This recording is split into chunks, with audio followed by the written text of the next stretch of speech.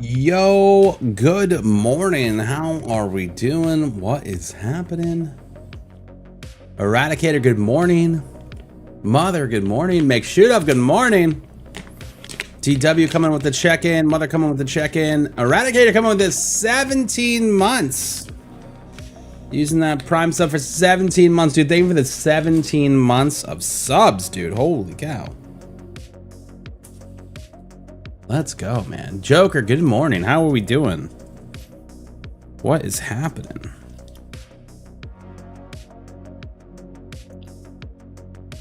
Hopefully everyone had a great Monday. Now we're just chilling. Go straight into Taco Tuesday. You know what I'm saying? Here we go. We got the one-shot energy. Very, very favorite, new favorite of mine with these guys.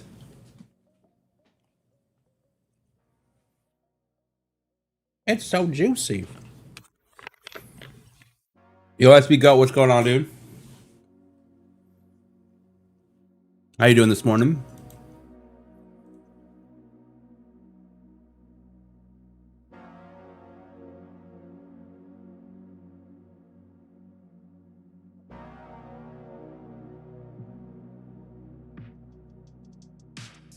You do the cherry one? You do the dark matter cherry?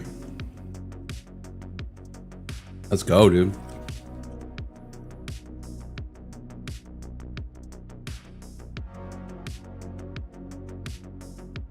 I watched back the Hell Let Loose VOD.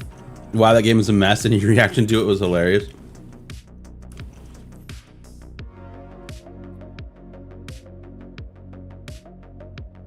Listen, I wanted to like it, man. I really did want to like it.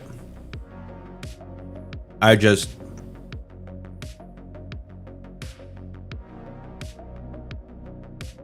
You know, it just wasn't...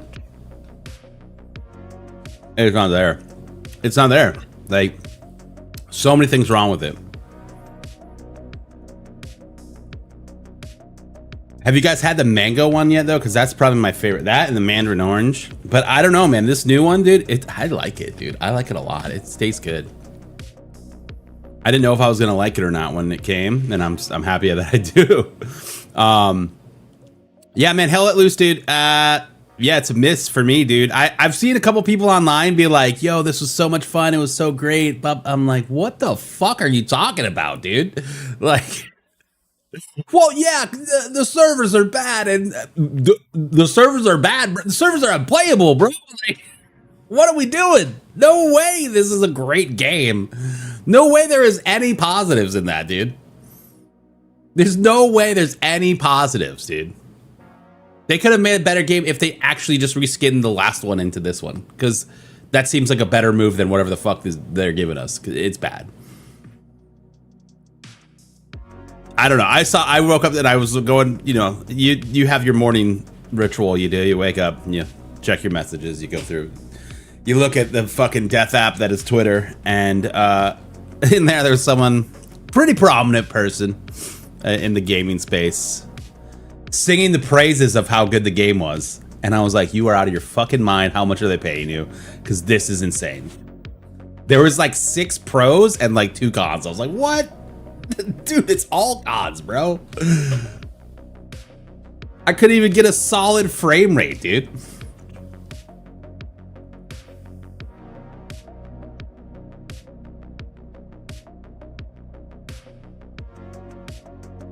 Oh, we're talking about we played in the Hell Let Loose Vietnam beta, if you can call it that. This game is supposed to come out in 16 days. In 16 days, that game is supposed to be available for purchase to play. I don't know how. I don't know why, and I don't know anyone that would spend money on that game at its current state.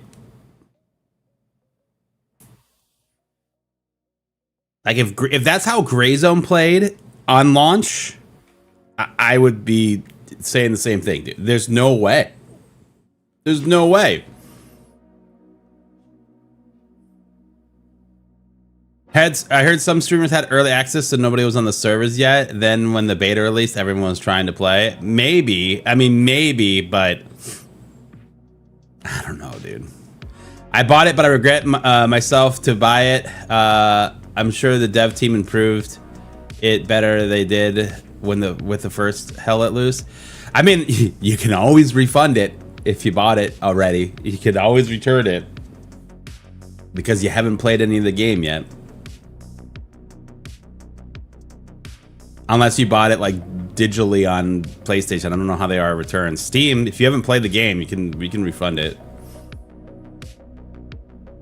Found a laser. You found your first laser designator last night. Was pretty excited. Hell yeah, dude, that's awesome. Sounds like a lot of work for a live service game, yeah.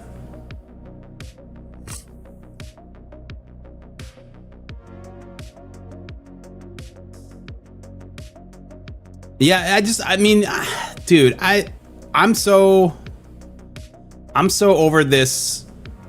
Well, it will get better. We'll work on it at like games coming out in this half-ass state. We've been doing this for the last, I don't know, 10 years now.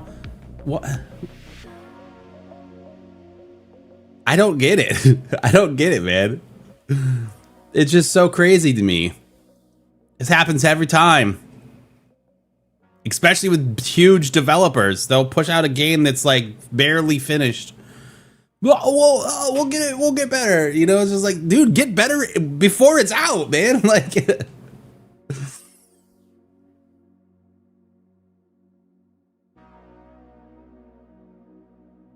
it's a beta for the reason they make them so they can fix the problems they encounter. That's not entirely true. That's not entirely true. They, in the games industry, they use betas like they use demos in the back in the day, right? Back in the day, the demo dropped, right? Oh, get to play the demo. And beta is a fancier word. They like that more. Are they tackling some things? Yes. Is the beta informative for the developers? Yes. But arguably, most of the time, you're playing at least months old versions of the game that they've already fixed. They've already fixed it, but they've got this slice of the game that they're putting up that is old, that is arguably very old and has been fixed already that you're playing. Now, true like beta is a good thing, absolutely. Some of it's used for a marketing thing, especially when they do the whole you gain access to the beta if you pre-order the game. You know, that's again it's a marketing thing.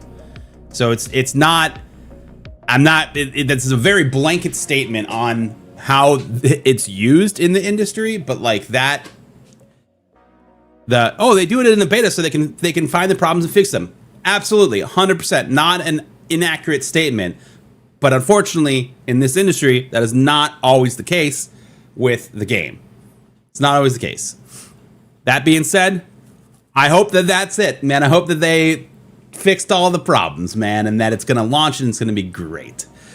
Right? You know? Beta should be a few weeks long, not years long. Yeah, there's two sides to that coin, right? Like there's the long beta, aka Darkoff, that was 10 years, right? Obviously early access is a thing, like Gray Zone, right? This is technically an alpha, right, for Gray Zone. Early access pre-alpha is what every game says, you know? So it's just like,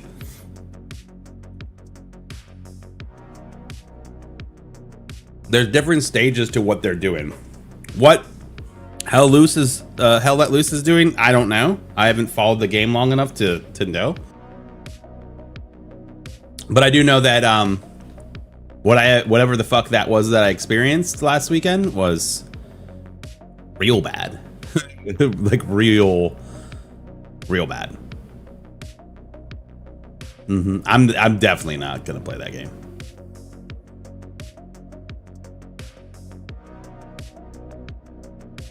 Ollie's out of frame, sort of. Yeah, he's chilling back there. He's chilling.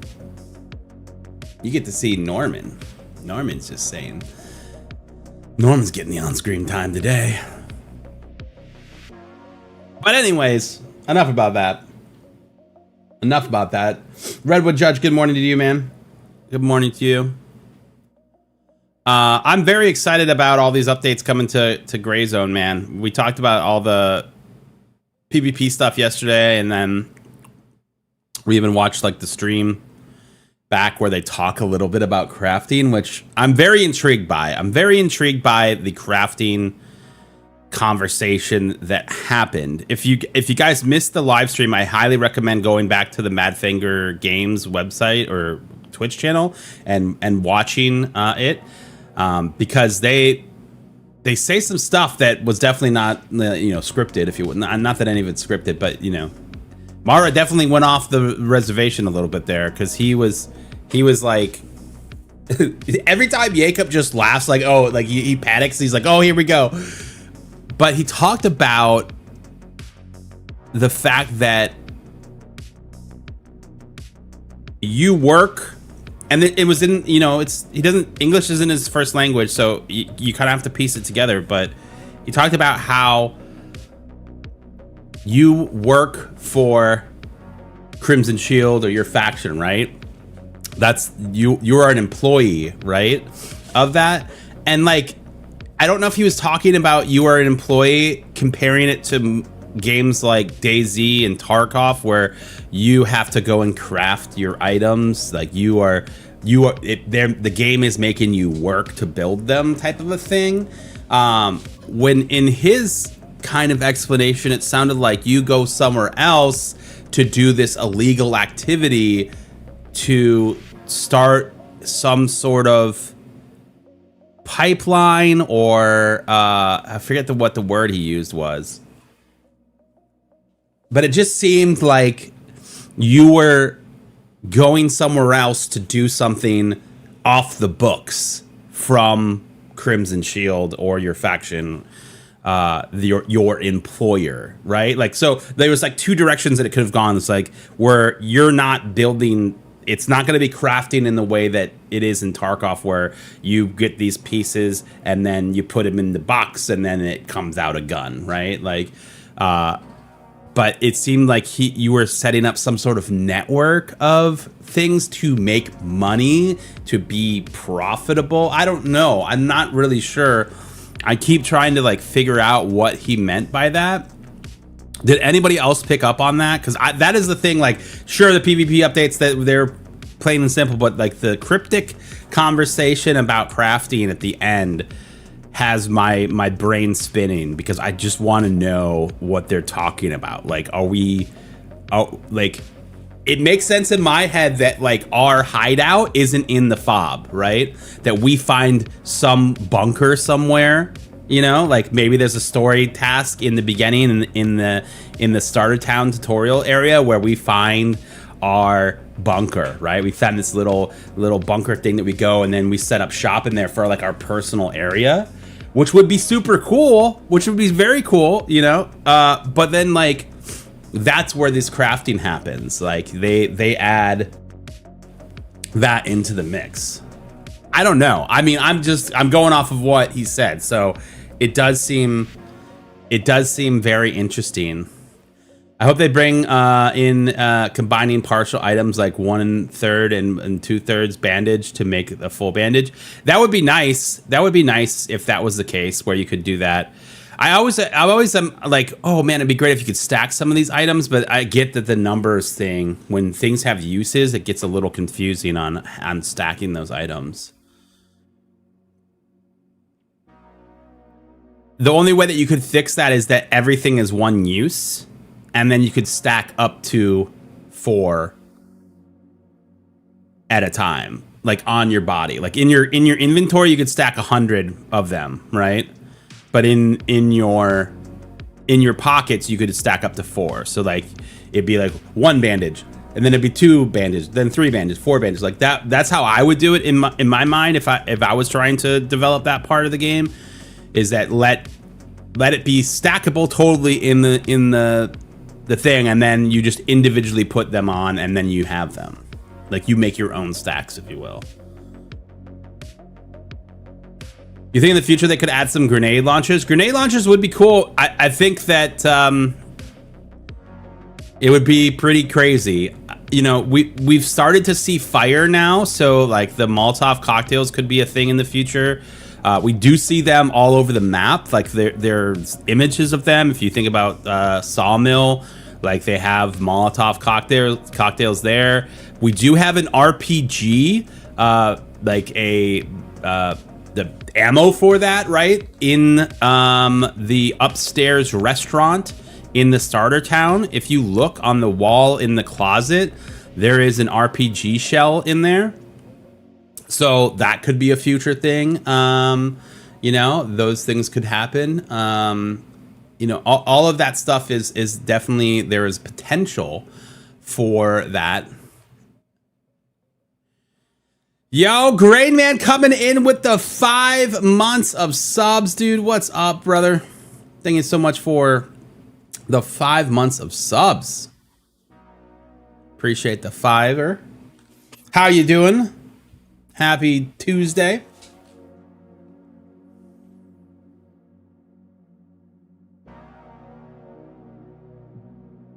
Or even if there's a time limit, like 15 minutes, you could go do a fob or cop. I don't know what you guys are talking about. I missed that. What doesn't make sense is not being able to use injectors if they are in your pockets or vest. Should be accessible the way on your quick menu. Wait, you can use injectors on your vest. If they're in your vest, injectors are there. Are you talking about using them on other people?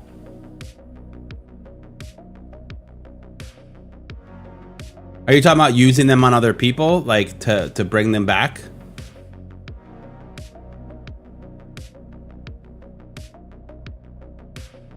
Oh, I would never put the case on my... Well, I guess the case isn't that expensive. It's like 5K, right?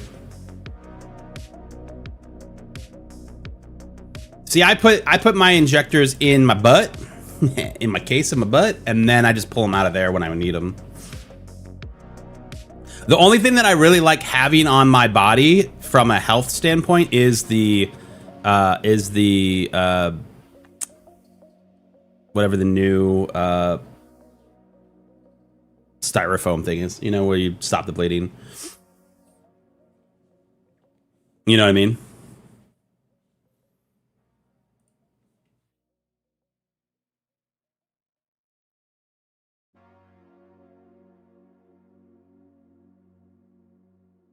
You know what I am saying?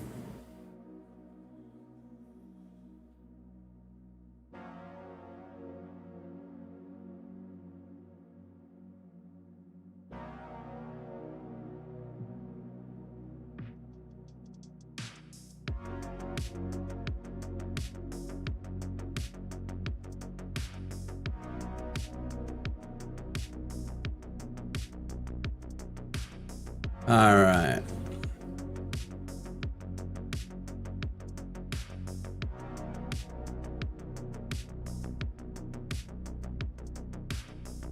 Hemostatic, there you go. Creedard's up to speed on what the hell I'm talking about. At least somebody knows what I'm talking about.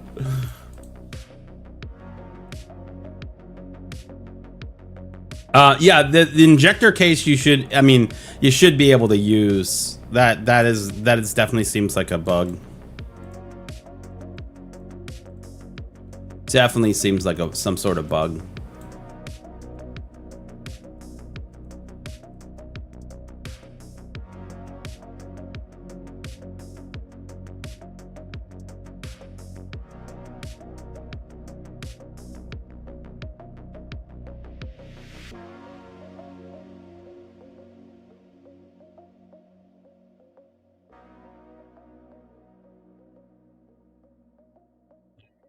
Let's play some video games.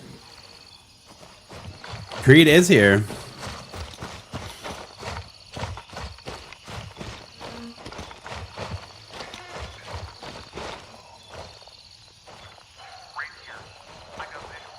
Yeah, it is weird that injector doesn't go in the injector case, right?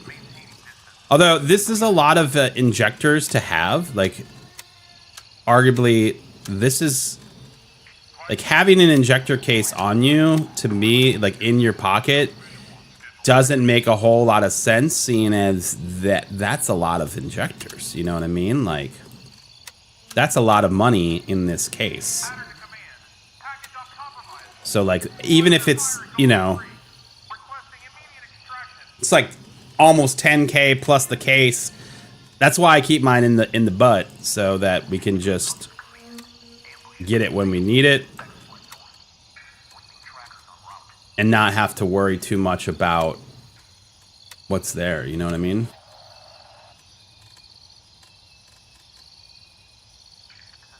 Know what I'm saying?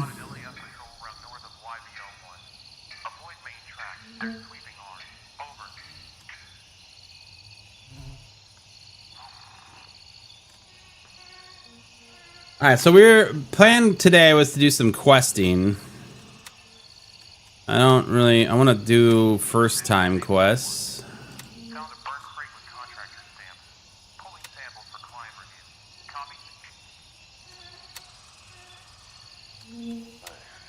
Got a first time cash report here, which is not as fun.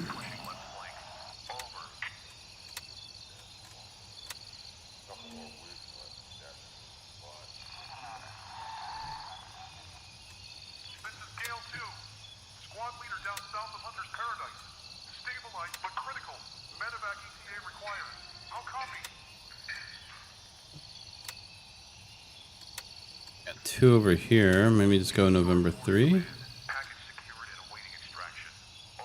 dispatched. Moving to base camp.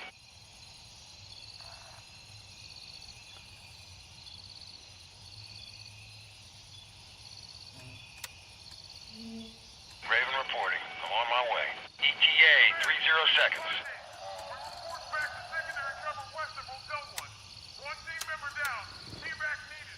All right.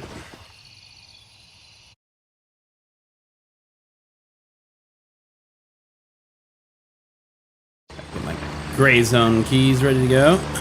I need to set this so that it when gray zone opens, it automatically sets these. Was there an update? There was that last week there was an update? We're waiting on the next patch, which will include PvP updates. The next patch will have a lot of updates, actually. Oh, I forgot to take this thing off, damn it.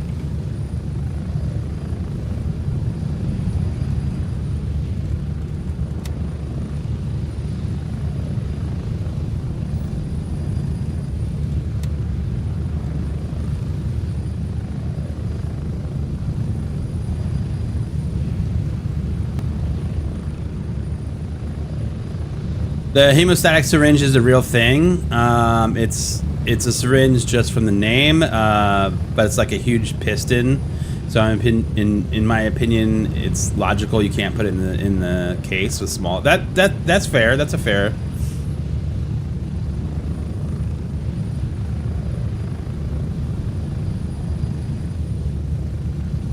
Yeah, I think the different gear colors and stuff like that could be a future update. I feel like that's an easy thing that Madfinger could do to add some variety when it comes to the gear. Technically, that kind of exists already because the boss's gear, each boss has a different color set of gear. So, like, you see this with, like, a lot of the M2 vests is they're different colors that the bosses have. So that's definitely something that they're doing. It's just not in like the full forced way that you're talking about.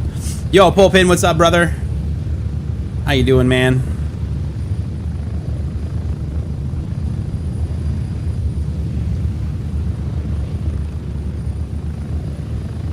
Most of the injectors need to be refrigerated. Interesting, yeah. That would be interesting if they had like a lifespan in your pocket loose. Like if you didn't use them in enough time, they weren't as effective.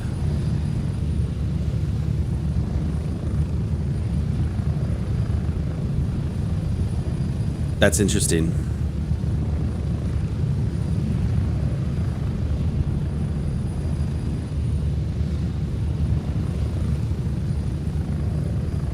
My mind races when I think about what they could do with like the player hideout thing in the game. Could be really cool. Could be real cool, man. I don't want to get like too far in my head then, because then when it does come out and it's not what I wanted, then I'm like, oh man, it could have been cooler, you know, type of a thing. I think I need to do what I did when Tarkov announced it. I mean, they gave a lot more details about the hideout when Tarkov announced it, but I was like, yo, this sounds cool as shit. Like, this sounds really awesome. I'll believe it when I see it, is basically what I said. And then they did it, and I was like, yo, this is sick, right? Like, this is crazy. But, you know, well, I guess we'll have to wait and see. Approaching the LZ. 30 seconds.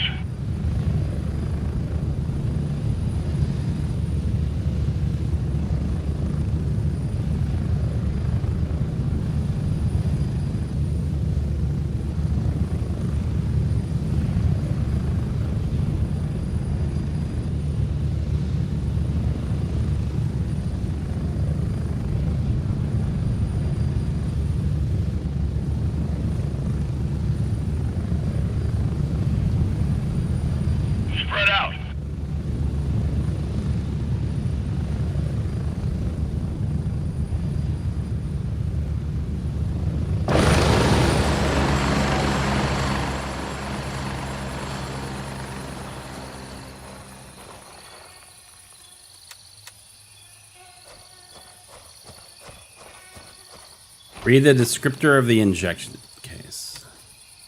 A compact case designed for the safe transport of medical injectors. Its insulated walls help maintain an ideal internal temperature to preserve the substances inside. Interesting. I hope it likes being in my butt.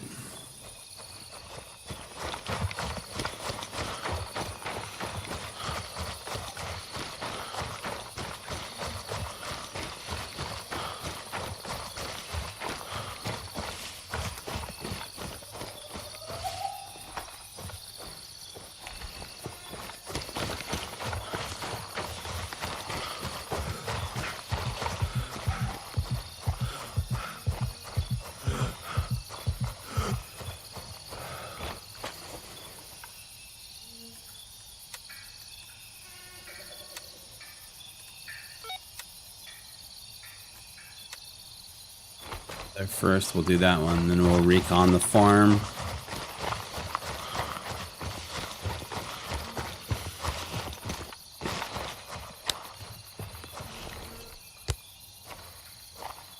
Yo, why are there so many dudes here?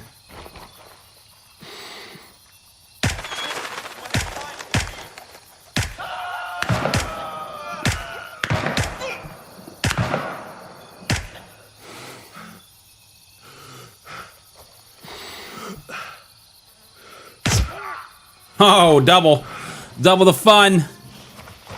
Let's go. Nice little collateral on those last two guys there. Oh, shit.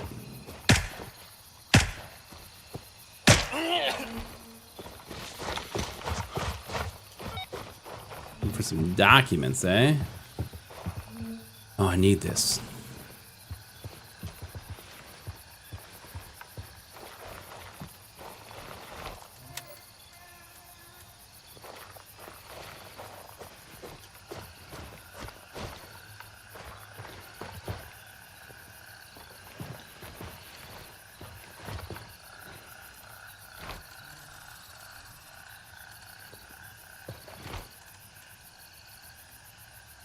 I think we have the Fanny Paradise office key, but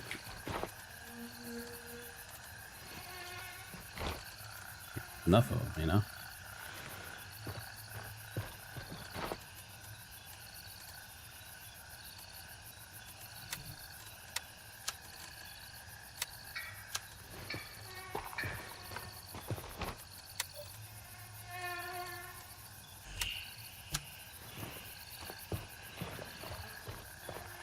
Oh, we're not even at the right place.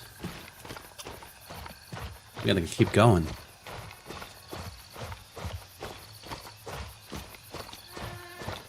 We do have arsenal, so I could bring back this grease there.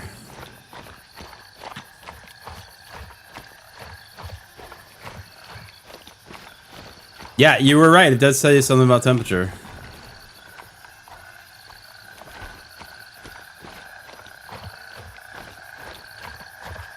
It'd be great if I could find this other grease and then carry them both back while I'm super heavy.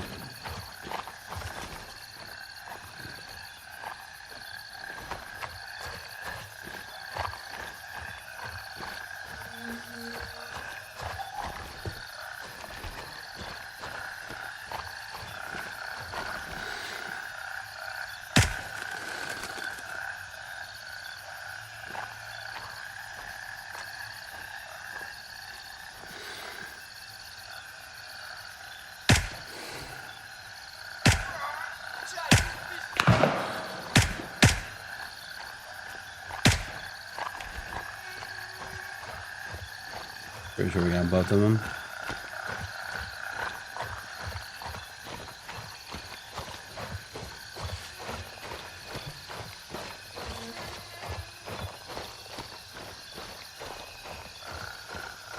The purse for your prison purse? Exactly, dude.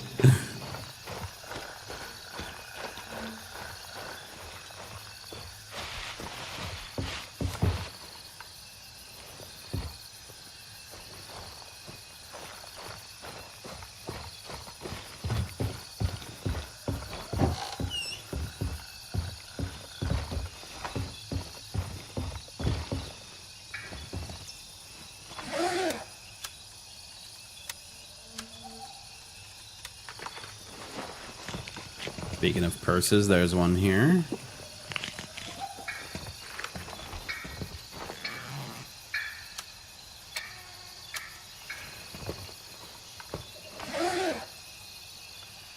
Found one of the cops, so I threw it in my locker, and now it won't get that mission again. Yeah.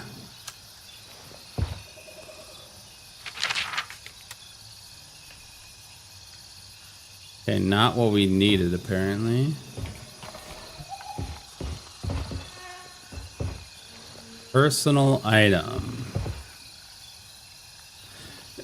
We are now in the area for it, though.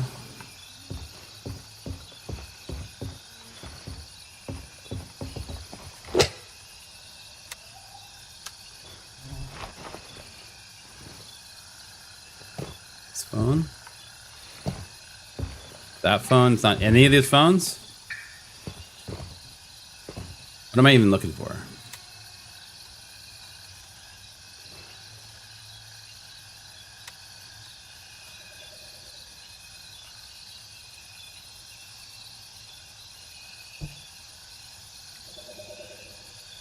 So this place around the lagoon where they stored personal documentation of all the tourists after kidnapping. I just hope they're obviously oblivious to our investigation and aren't planning to close shop and move somewhere else.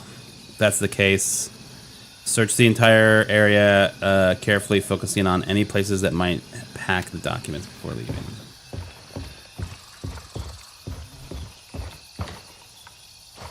Assuming this house is still in the mix over here.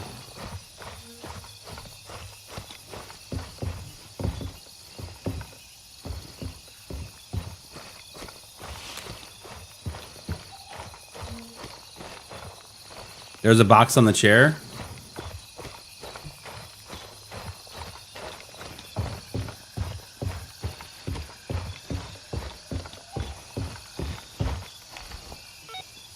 Good call.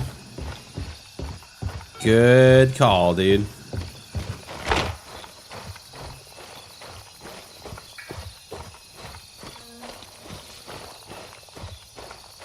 Just gotta make her ass all the way over to what you call it.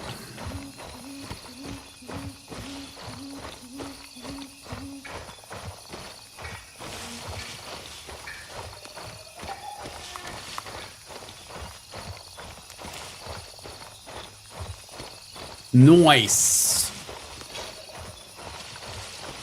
Yeah, I'm hopeful that we see these PvP changes here within the next week or two.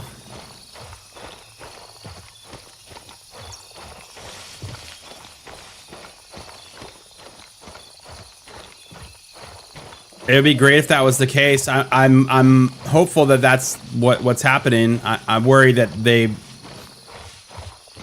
it may be a little bit longer. Because why wouldn't you want to tie that to whenever these the new Twitch drops are happening? Seems like a lot of players would come back for that. You know?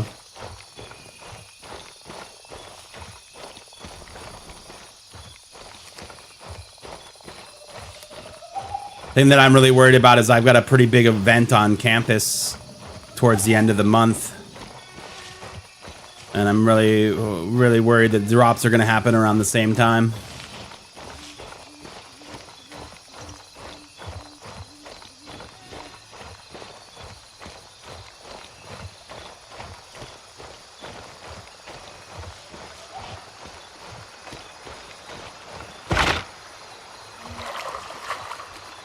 They need to add a splash mechanic for falling in the water like that.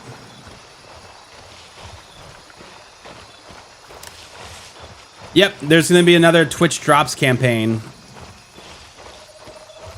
We don't have a date yet, but I'm thinking it's going to be end of June,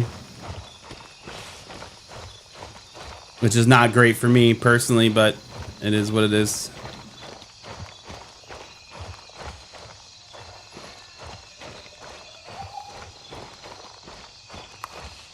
I have a buddy who learned hard that it's not wise to enter the other faction. Yeah, you got to kill off all the guys first, man. And even then, once they start spawning again, they're gonna come after you.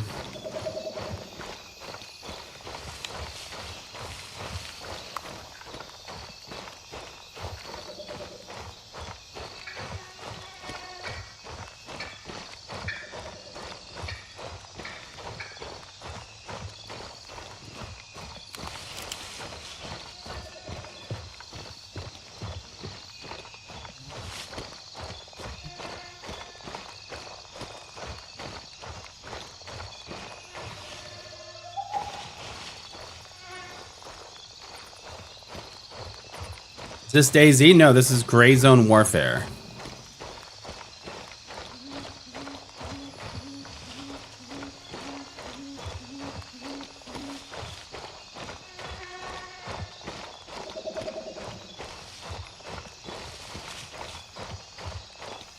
Gray Zone Warfare. Yo, Binary, what's up, dude? Yeah, so the compound will, which I feel like is a little OP now. I know why they did it in the beginning, because everyone was raiding the bases and it wasn't necessarily an intended thing to happen. But the fact that the AI sends mortars and multiple mortars anytime you fire a shot is kind of crazy. He's all smiles, but I don't trust him. I feel like one mortars should suffice. You know, the fact that they send 3, kind of crazy.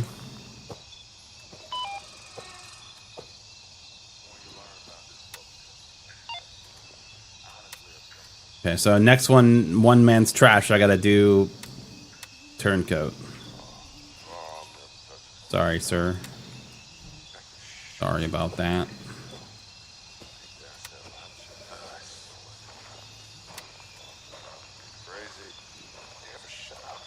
All right, we'll head back there.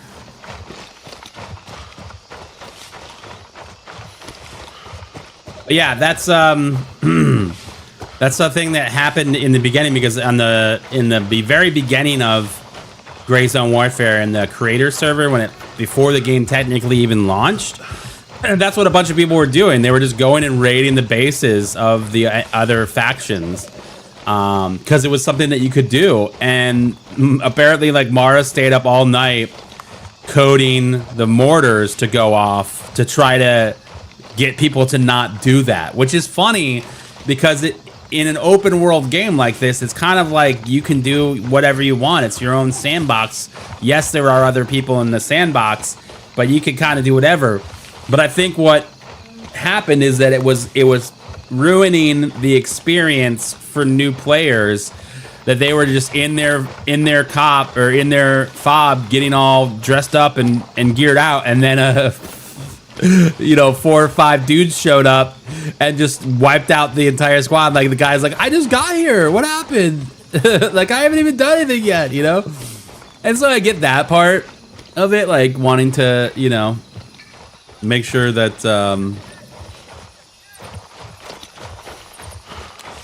that experience isn't ruined. But I think it was a little heavy-handed with the 3 freaking AI mortars in the area that you shot. So basically, when you go and raid a base, it's already a lost cause. You're gonna die. You're gonna lose your gear. They're gonna steal it. You're basically donating your gear to the other team if the team knows where you are, But that being said, like, you take 1 shot, you've got to move. Maybe you can get 2 shots off, maybe 3 shots off if you're quick about it, but you got to move, because there's going to be at least 3 mortars coming in on your location. And I don't even know if the mortars actually are random, or if it's that when the PMC guards see you, they call out that location and then it shoots more mortars. But on the many times that we've done it, it's always been like because we've shot a couple shots and then they shoot the mortars off.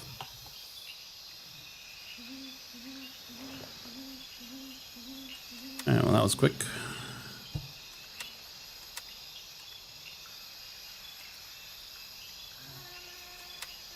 Come back here and do this guy.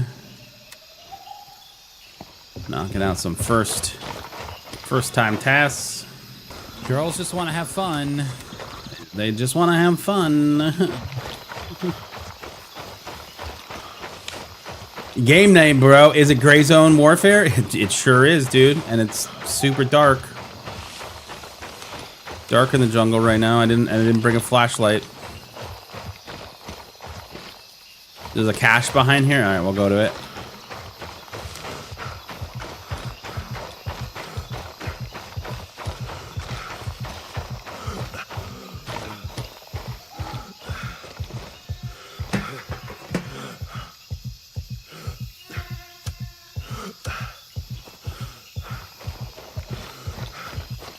I don't want any of that junk.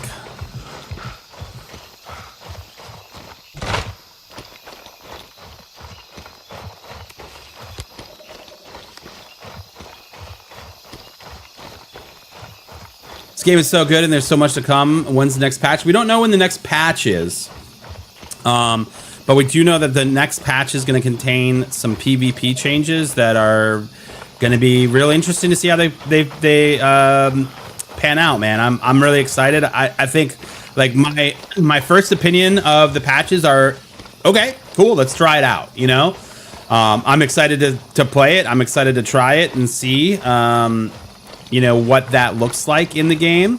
Are there going to be flaws with it? Potentially. We'll have to wait and see. But I am very excited to get into the update and see what we have in store, man, to be honest. I do think that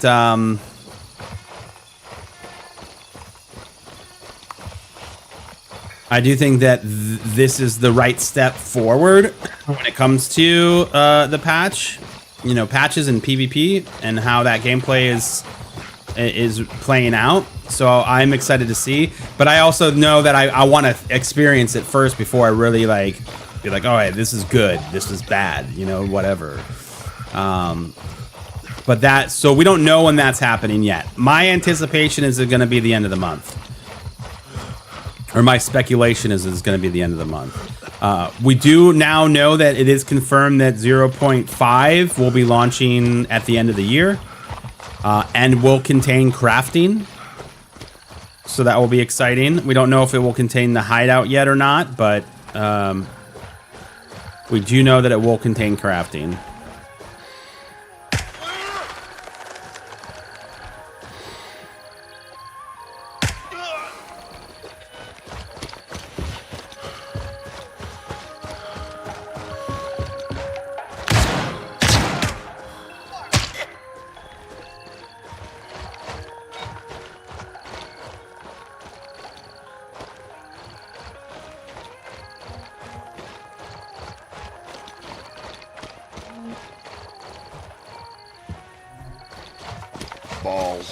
Balls.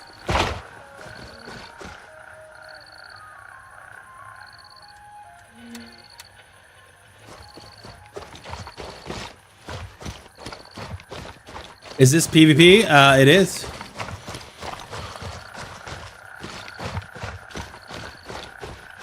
I can't play Gray Zone anymore. I got an internal storage error after the last update. I have plenty of space on my PC. Have you tried to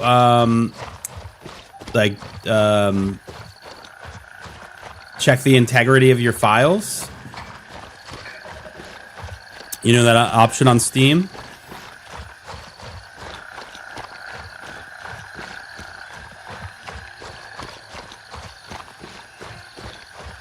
You're gonna download, you're gonna get a new PC and download it again. I mean, that's one option. Hell yeah, dude. Hopefully you get a better PC than you had before. Where is Vulture now? Vulture is, where did we find him yesterday?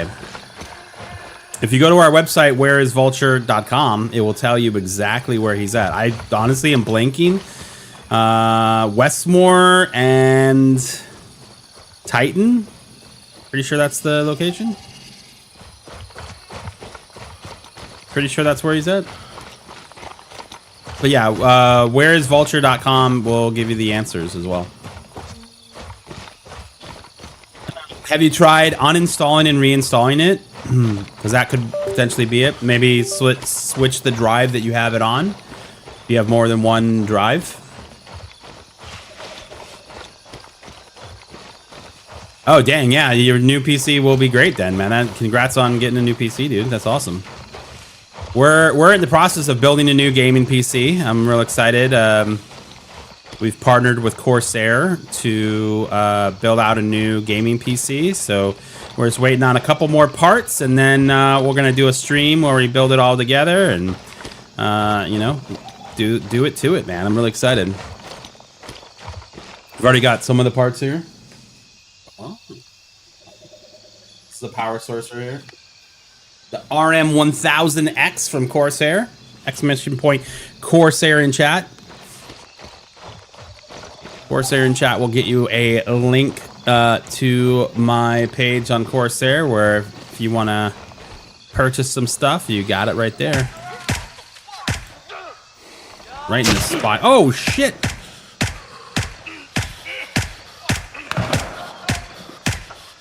How many fucking bullets, bro?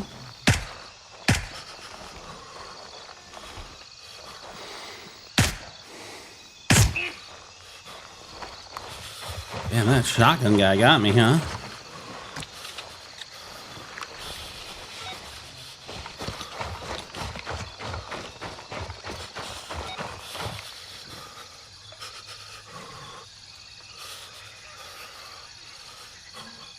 What? They're sending me all the way back? You mother...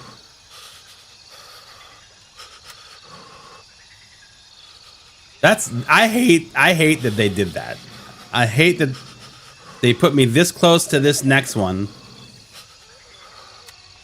And then they're sending me all the way back, dude. That's such a dick move.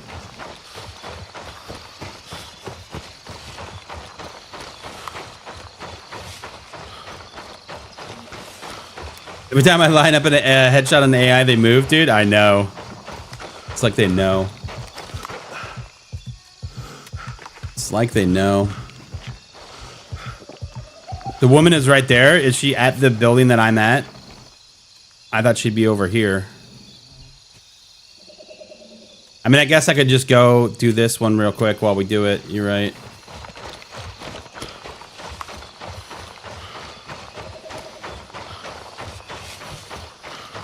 Instead of running back to finish that one and then come back here and get this one, let's go over to the fishing thing.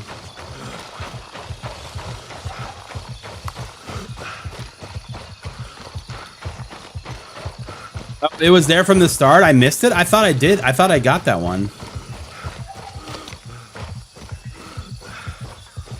User error then.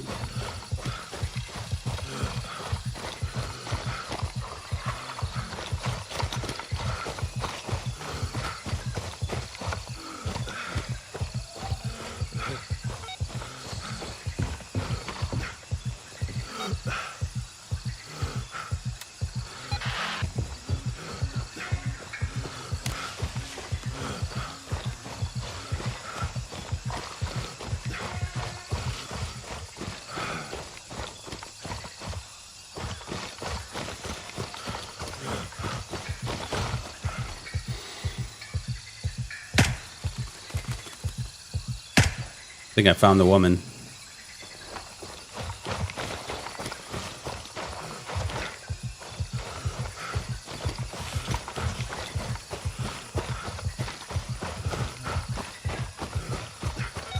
You want to know what I would really like to see in this game in the future? Is like an actually alive person that I can talk to, you know?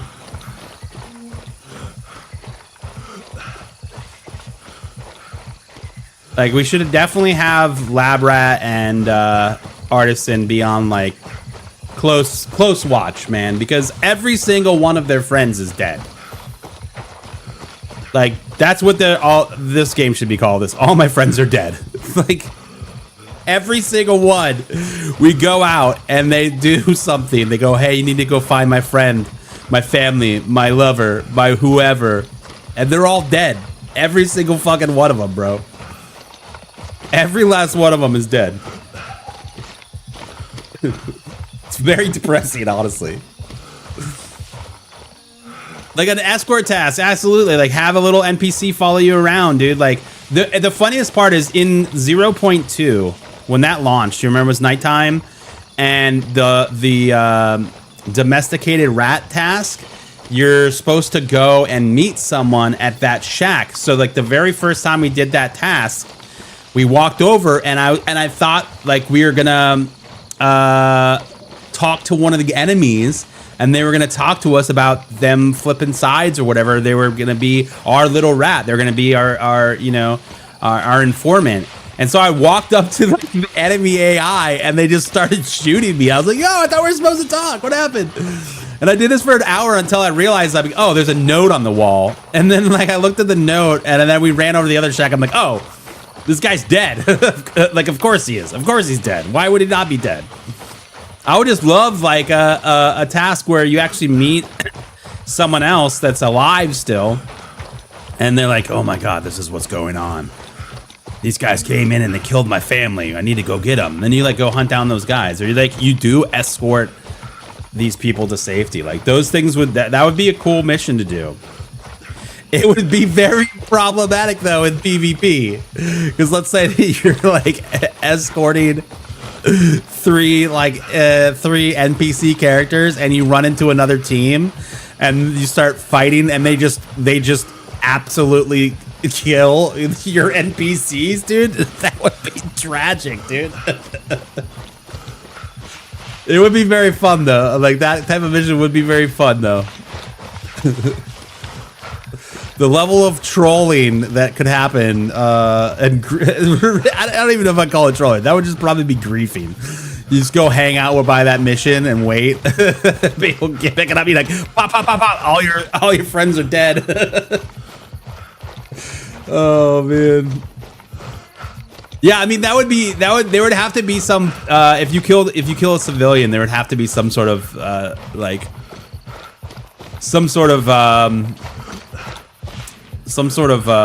repercussion, right? There'd have to be some sort of repercussion.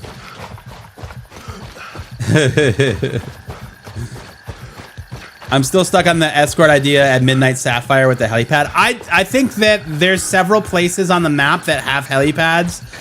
Now, the Midnight Sapphire roof is one of them. The new LLA base, is that what it is? The place that we originally got tripped up with the trip mine.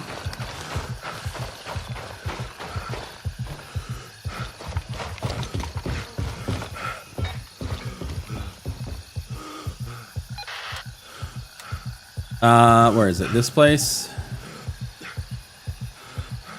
There's a helipad right here, which is awfully close to Mike 1, but I feel like, again, it would be super cool. Both this and at the hotel, like if you could exfil from this point, but it would throw up an alarm. It would you know, a bunch of AI would spawn and push the roof. Like, I just feel like that would be such a cool experience.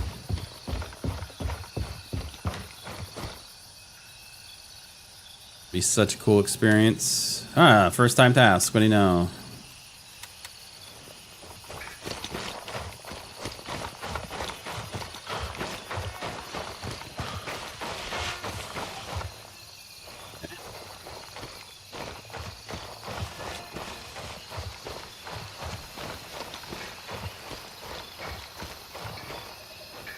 Is this AR build from the buy the most expensive part? No, this is something that I took off somebody somewhere. They had this gun, I killed them and I took it. And I just threw it in my stash.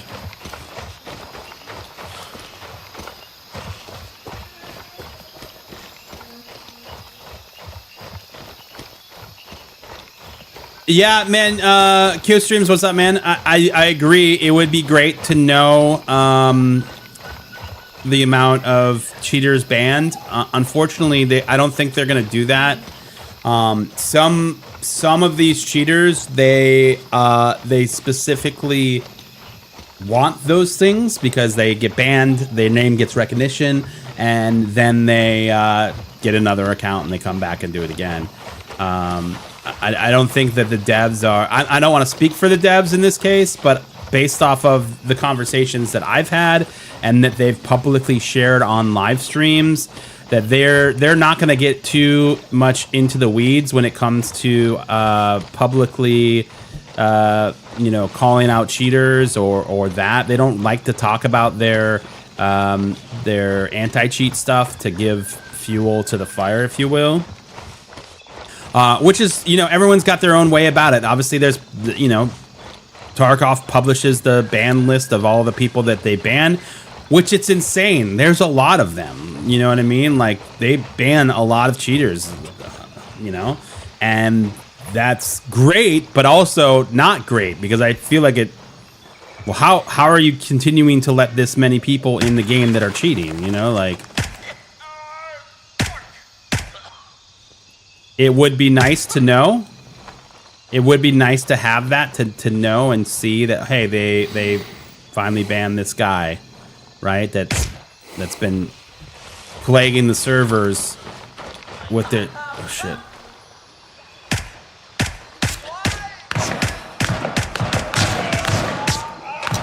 Oh, shit, Bennett. Oh, shit, Bennett. Not like this. Not like this.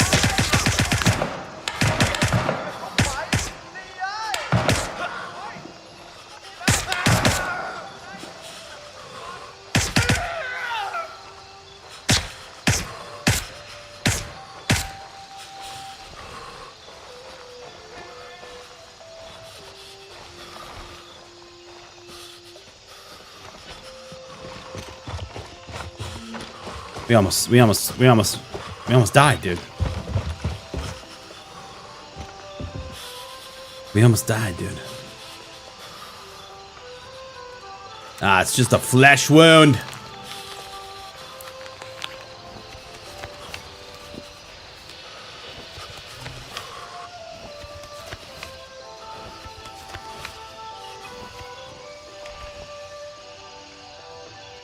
Yeah, that would be cool. That would be cool to have that secret room be like the thing that starts it. I don't know. Maybe that's a future thing. Maybe they'll add that in the future. I don't know.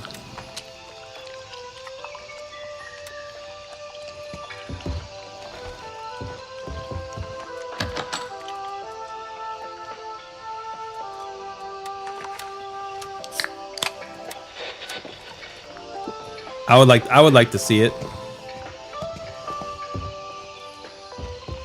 I would like to see it, dude. I suppose it seems like every day we see new accounts and reporting them doesn't seem to do much. I agree. I wholeheartedly agree with you, man. I think they have a major cheating problem at the moment. And I think that there does need to be some sort of communication on it. At least what they're gonna do. You know, like that I think is the important part, is like saying, hey, we realize that we are seeing an influx of accounts that are cheating. I just think that we've got to understand that while that sucks, it absolutely sucks. I don't think, in my opinion, I don't think that they are going to put all of their resources into that just yet. And the reason for that is because I think that while this game is still in early access, they don't want to give too much away when it comes to what the anti-cheat process is like. Because the more that they do that, the more they put forward, the more time the developers of these cheats are going to have to figure out what it is that they're doing. You know what I mean? And then they'll be able to work on bringing their next cheats online, right? Like, and I think this is such a two-sided coin, because it's like half of it's like, well, if they don't do anything about the fucking cheaters, they're gonna lose all the players, right? Very valid argument, and I agree. I just think that they need to start at least giving some sort of acknowledgement, because I think this goes a long way, right? If I report this guy that I think, like yesterday, for example, I report this guy that I think was cheating, right? And I'm like, there's no way that this guy could have killed me from these places, whatever the instance was, but I reported him from cheating. And then when I log on today, if I would have got a message from Madfinger, they have the channel, right? Not the field menu, Bennett. They have the channel. So if we go into our messages, somewhere in here, Somewhere in here. Somewhere in here? Headquarters. Message from headquarters. This is Madfinger. This is a channel that they could use to say, we appreciate the report. Action has been taken against that account. Now, they're probably not going to give you the name, but like just the acknowledgement that I submitted a thing and something happened because of it, this person was banned because of it, would go a long way. Absolutely a long way in this game. And I really feel like it's a thing that they could, I don't know how easily it would take to implement something like that, but I feel like that is an easy way to gain some mutual, like, I don't know, respect or whatever from the community, is that, hey, this guy, I keep reporting this fucking guy for cheating, what I think is cheating, and who knows, what I get killed by him again in a week, you know, like, at least some acknowledgement that, hey, we got your report and we did identify someone that was cheating based on your report. Thank you for keeping the community safe, whatever, you know, that's all it would need. And that would go such a long way in the fight right now with the cheating, because it is a problem right now, right? It is a problem. So I think that those things need to happen.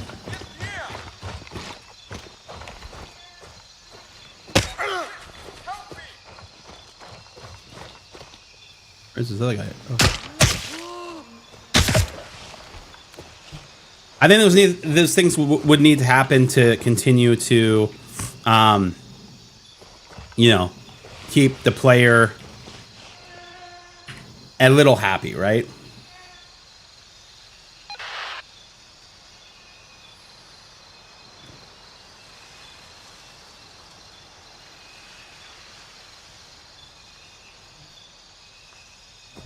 They talked about private servers and mods early in the latest stream. I didn't see the beginning of the stream. I was a little bit late to it, so I'll have to go back and watch that first part. But I don't remember what they talked about specifically.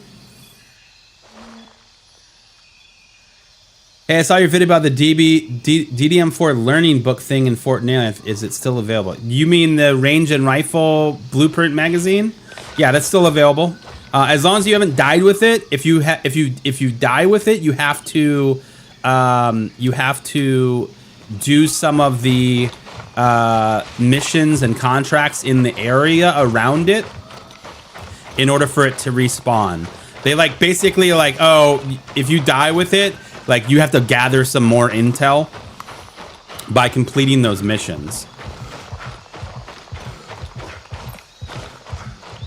They would have to deal with the new team to deal with all of the accusations. You're not wrong.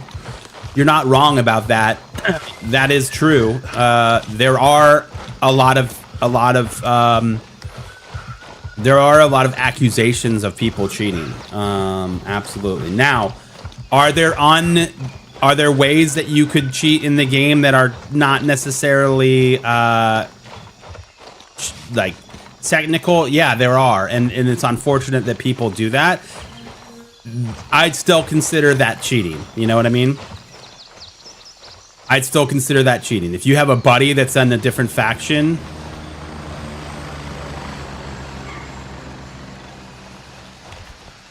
that's a fly away from what, Lima? No, India. If you have a buddy in a different faction that's calling out like locations to you while you're in your faction, you're cheating, dude. Like you're a cheater. That's just plain and simple. If you are doing something and using something that gives you an advantage over other players in the game, you are cheating. It's the same thing with stream sniping. You know where I'm at. You have an advantage. You are cheating. That is considered cheating. You're using something outside of the game to give you a advantage over other players. You are a cheater. Plain and simple.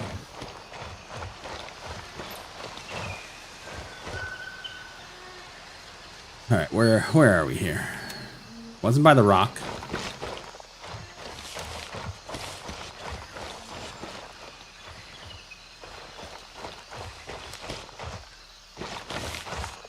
Usually with these caches, they're near something that's not, they're near something that's not like normal. Like this giant rock isn't normal, so usually the cache would be around here.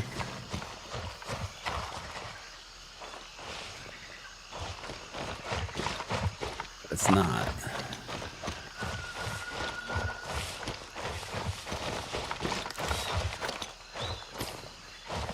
The other thing that's not really normal is this giant ass tree, but this is almost outside of the circle.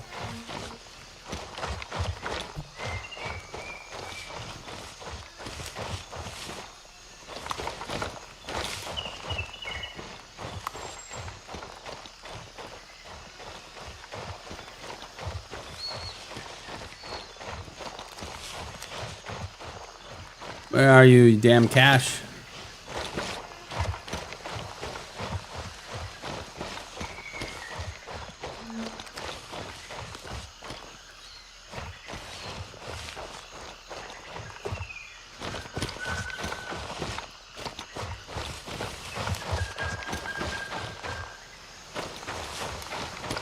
Oh.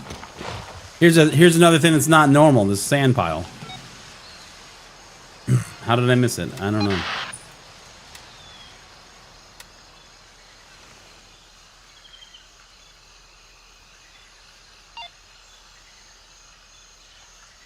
Yeah, man, I'm happy to talk about the topic, dude. I really am. Like,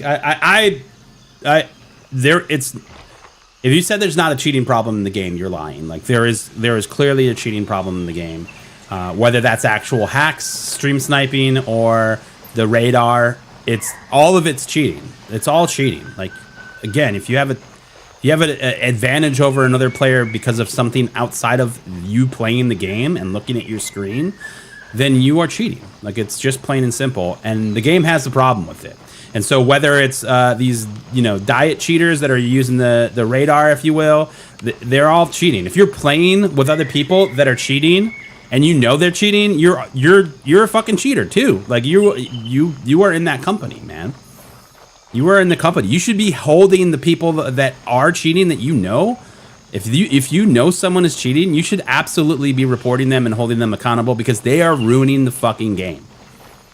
They are ruining the game. And if you're benefiting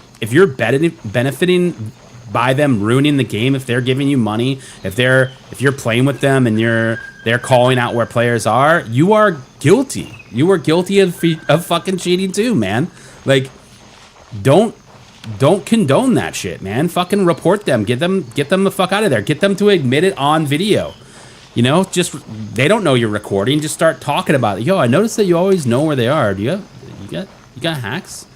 Oh yeah, cool. Where'd you get them? Like, get them on fucking video saying it, dude. Then put it in the fucking Discord. Get them out of here, bro. Like that. We gotta get rid of that shit, bro. I still don't understand why someone would cheat in the game.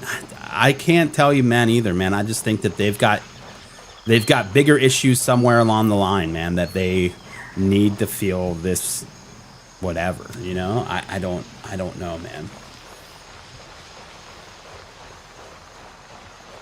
Yeah, it's kind of a bummer that at the end you can't loot those caches, man. Kind of wish you could, honestly. I think it would be cool if you could. A lot of good loot there. Yeah, absolutely guilty by association, man. 100%, dude. And if you are, like, and if that person gets banned and you frequent, like, if they can look at your squads and see who's playing, how much time you're playing with these people, get them out of here too, man. Absolutely. 100%. Get rid of them.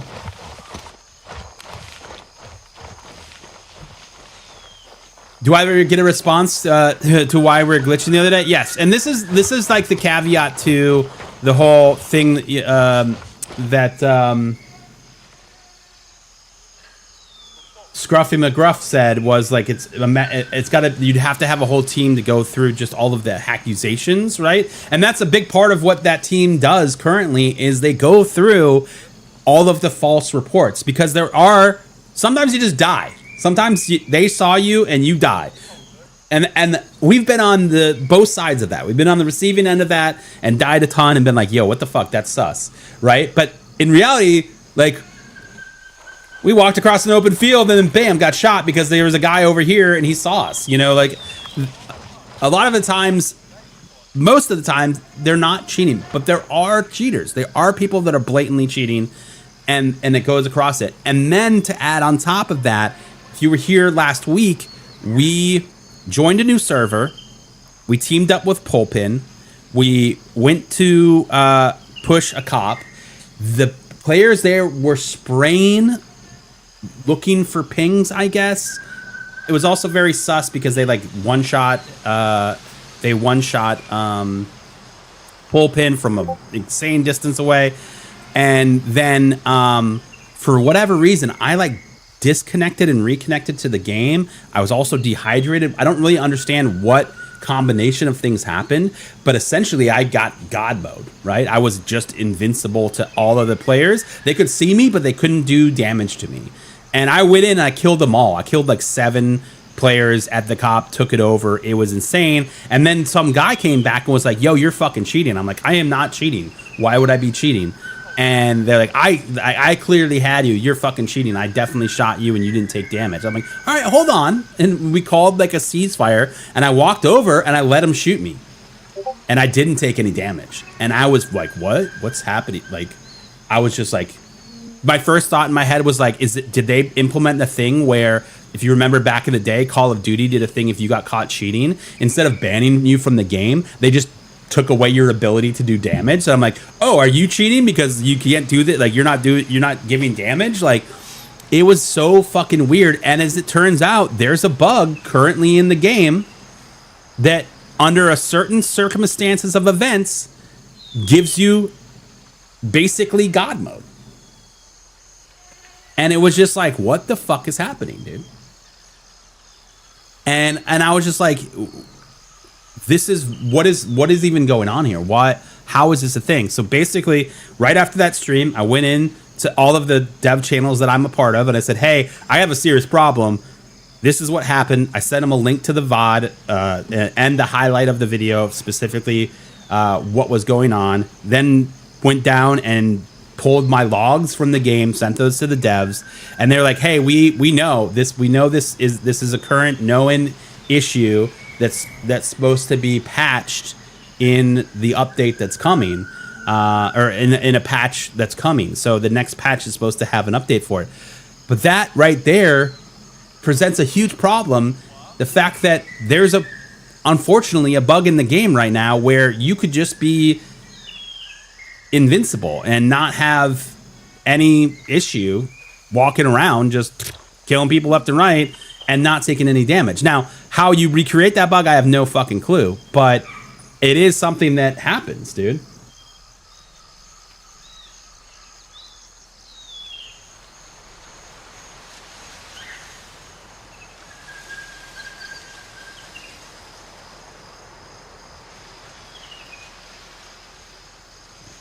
I don't know who the fuck this guy is, but he's getting a timeout. But yeah, that's what happens. So at this point in time, man, it's not gonna, you know, we don't know what's happening. Am I gonna hit every fucking bar?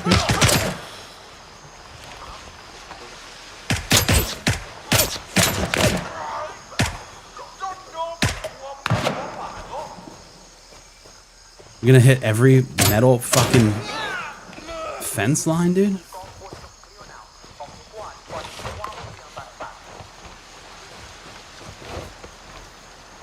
It's interesting you can climb over these poles, but the ones in Tiger Bay you can't.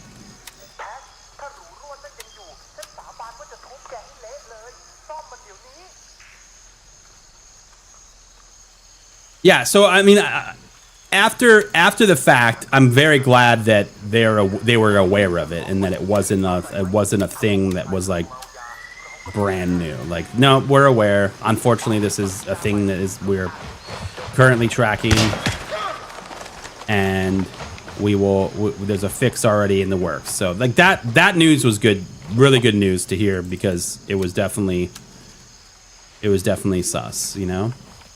And the funny part is, like, even Weary was like, yeah, we did get a report about you, quote, cheating. I've already messaged them and let them know that you in fact weren't. We looked at all of the stuff. Like, I pulled up my task manager on stream. I'm like, I'm definitely not cheating, dude. Like, there's no why would I stream and cheat at the same time? That seems really stupid. And B, I'm a community leader of the game. I advocate for the good of the game. I want the game to be good. I want this game to be successful. Why would I do that? So it was funny that someone had reported me. Where's that other grease? I need another grease here, guys. I need another grease. Yeah, it could have been a desync. It could have been like coming off the chopper. I had desync on it. I don't know. I just remember being in the fight, going up the stairs, and seeing the going offline, coming back online, reconnect thing. I was also dehydrated. I don't really know.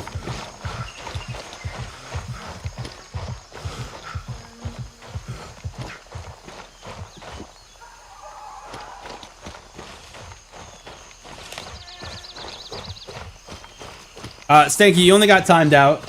You're spamming the chat with a bunch of weird shit. I don't even know what you're talking about.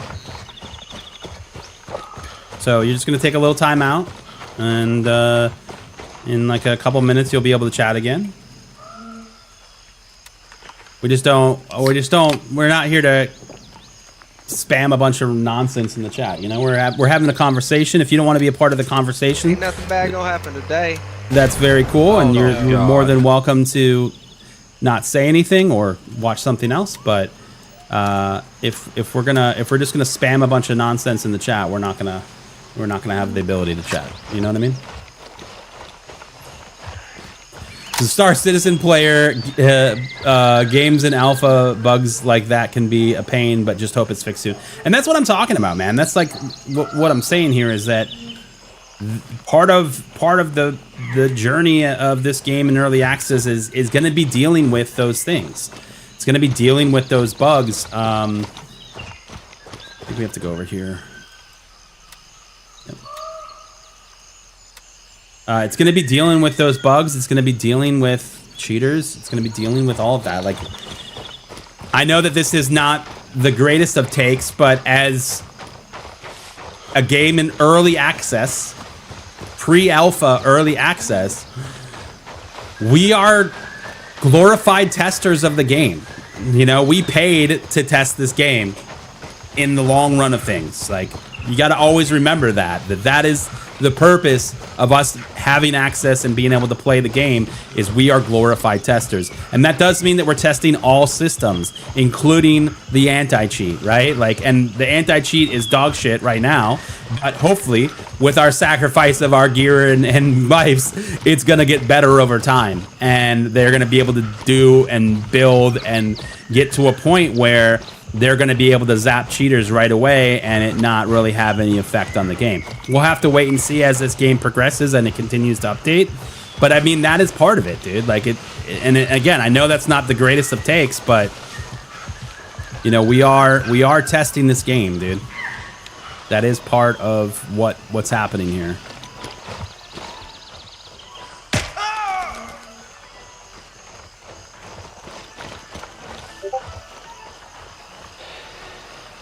Price varies on what packages you buy. Yes, if you are trying to save some money, I highly recommend buying the game from the Gray Zone Warfare website.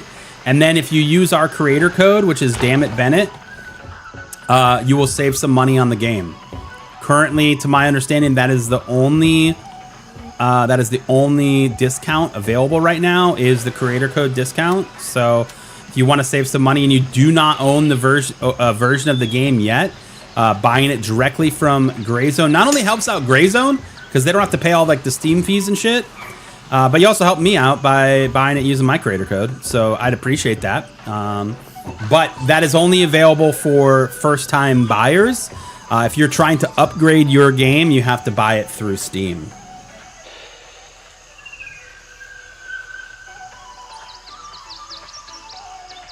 You know, we have Star Citizen. We thought about reinstalling it the other day because I know it's gotten a bunch of updates.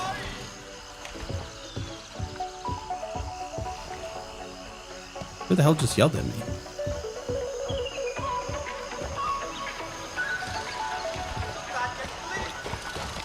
How did I not see you? How did I not see you on the dock? Did I like just look past him? Was he behind the pole? What just happened there?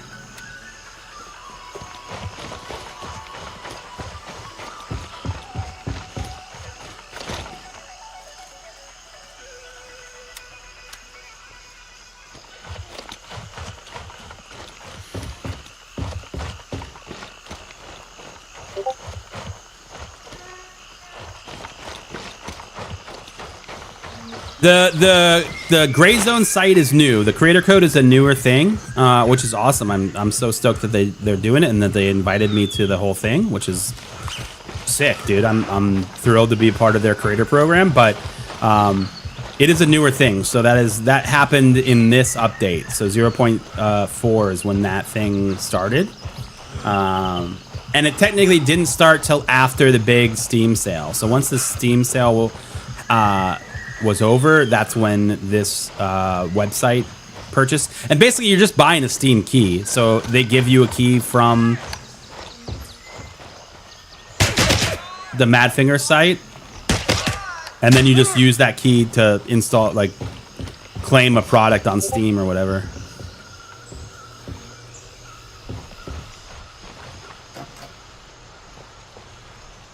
Unknown. Oh, you probably had to jump through the window or something, eh?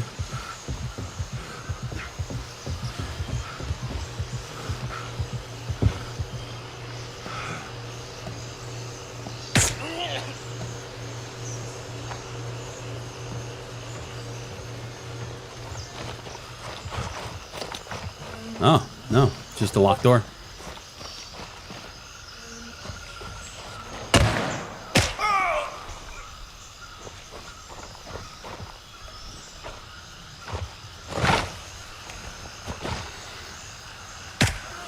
Terrible guard out there, not hearing these gunshots.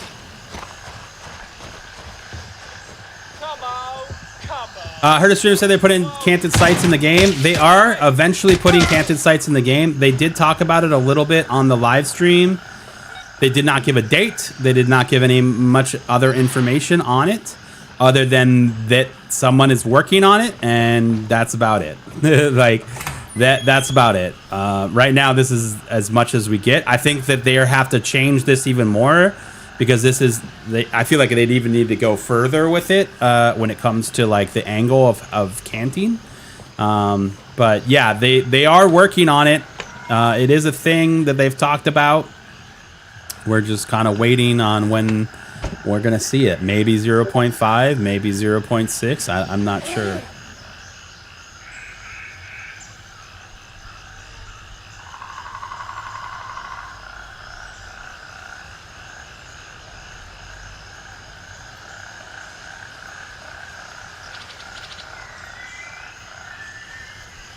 I have not seen anything or heard anything about cheaters using grenades as heat-seeking missiles. But if they are cheating, I would imagine that in that software exists the ability to lock on to people. And so if they throw a grenade at you and it locks on, it will just fall at your feet and kill you. I don't know if that's an option, but that sounds like it could be. I mean, these cheats have you know, aim hacks and aimbot or whatever. So I mean, it's definitely a possibility, man. Right, what am I actually doing in this task here? Investigate the boat rental site and gather info about the current state.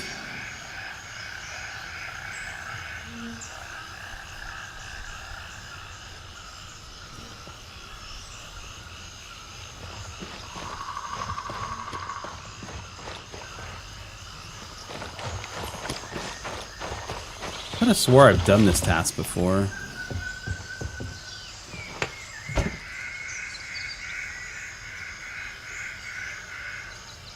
My buddy got mopped in PvP the other day. Tried holding it down while we went AFK. Oh no. Best loop for Vulture to rank him up. So how I did it is in my inventory, in my stash, I bought a bunch of the bags, the giant bags that Artisan sells, the yellow ones or the orange ones. And I put 2 of those in each of my large containers, my gear containers. And then I would just go, and I did this on PvE because I was at a hotel. I was streaming while we were traveling for work. And I went and I was playing on PvE anyways, so I just like took advantage of the situation and just basically muled a bunch of high value loot from all of the tier 3 areas, and then I would put that loot in those bags in the gear containers, and essentially once I filled up all of those bags with loot, I would then find my way to wherever Vulture was and then just literally sell him all of that stuff at the same time. And at that point, after, you know, a couple days of doing that, I was able to get Vulture up to level 4 and buy all of the safes. Now what I do is I have 2 of the large safes and 1 of the small safes, and basically I always keep 1 of the large safes full of gear, of loot, so that if I'm really down and out on my luck, and I can just come in and sell that, and then you know, I'll sell the other safe or whatever, but at least I have my backup loot pile to make some money real quick if I need it.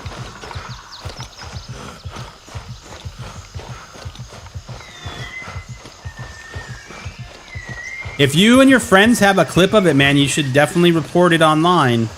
Like go into the Discord and report and share that clip and fill out the report form about whoever was doing it to you, man.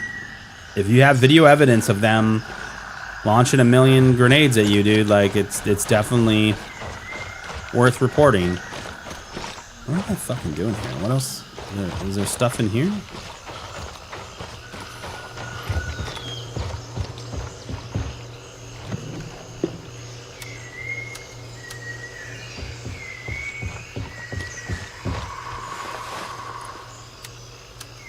Two world wars.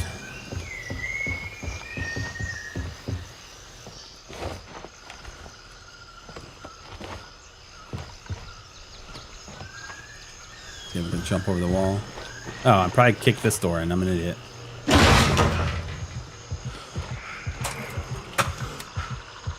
That was smart, Bennett.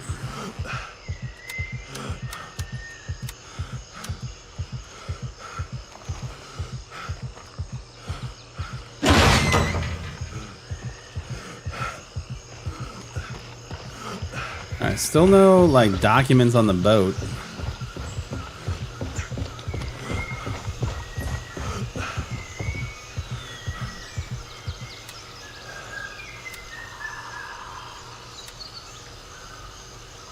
Get out of this place, gather information you can, report back to me, and you do great. Investigate the boat rental site and gather info about its current state. Locate the boat repair operations. Checked out one of the workshops, several boats being repaired, engines stripped down and rebuilt. There's also a stockpile of supplies nearby, fuel cans, food crates, water, tools. Looks like they're getting ready for a long trip. Interesting, you don't fix boats and hoard supplies like that unless you're planning to go somewhere and not come back anytime soon. Are those poor bastards just really trying to run? Doesn't really give me any information on...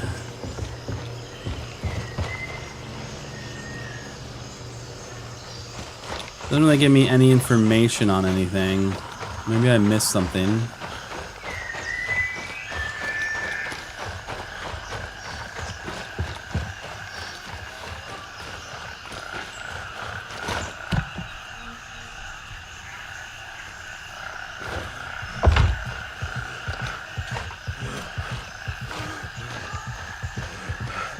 Look at the board with the pictures in the restaurant. Did I miss that? Was there a board with pictures? What is the name of the game? It's called Gray Zone Warfare. We already went in the huts. Oh my God, Bennett.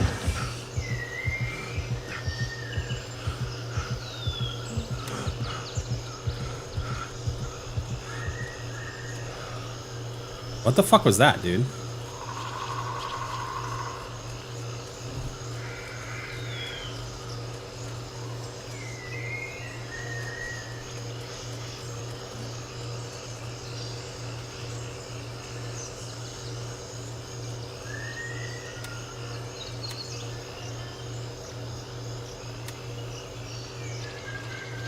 What the fuck was that?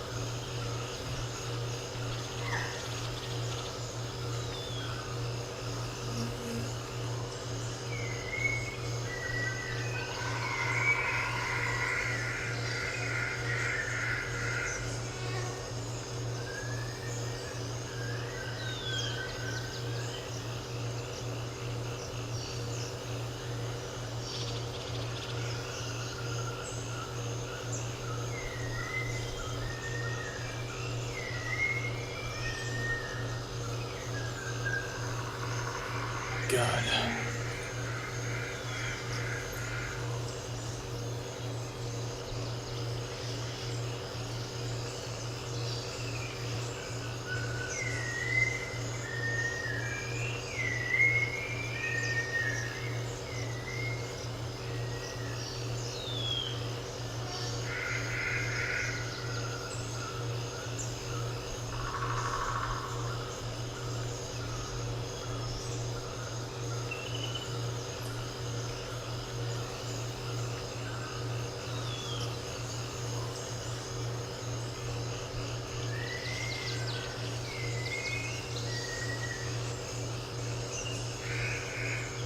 What graphics card am I running? I have a 4090.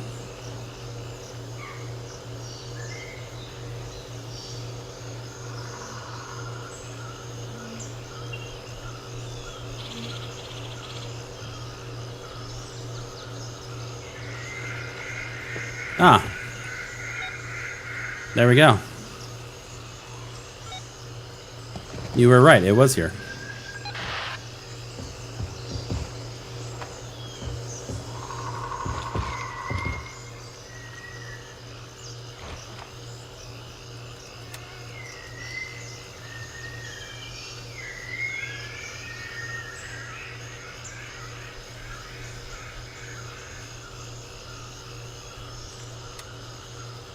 Yeah, it wasn't in the faction chat. It's like they sent it and deleted their message. Yeah, I got a screenshot. I've already reported it. It's already on the dev's hands.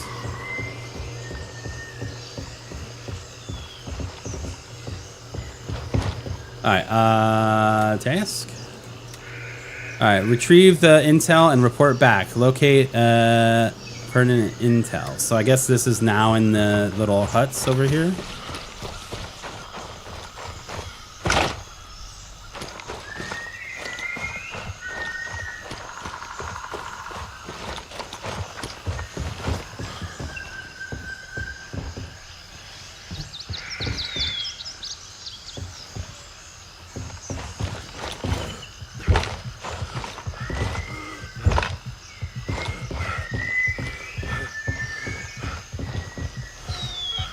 Okay.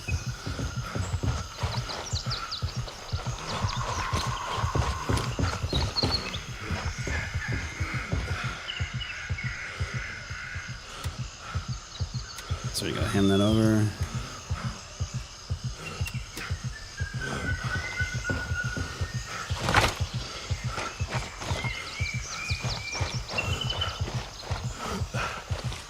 Yeah, no, I got the name. We're good.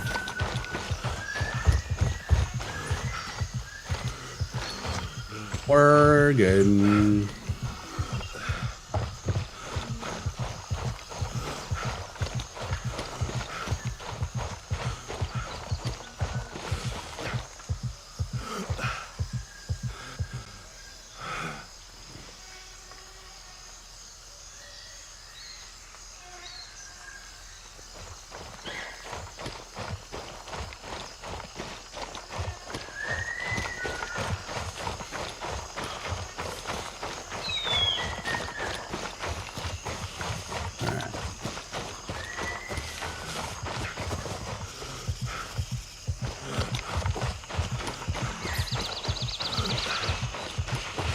Watch for the tripwire. We got it. We got it. We got it. We got it. We got it. We got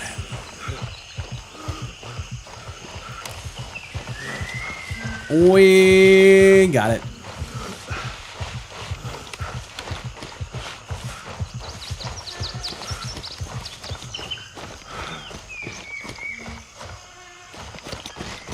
All right. But yeah, anyways, before we were interrupted.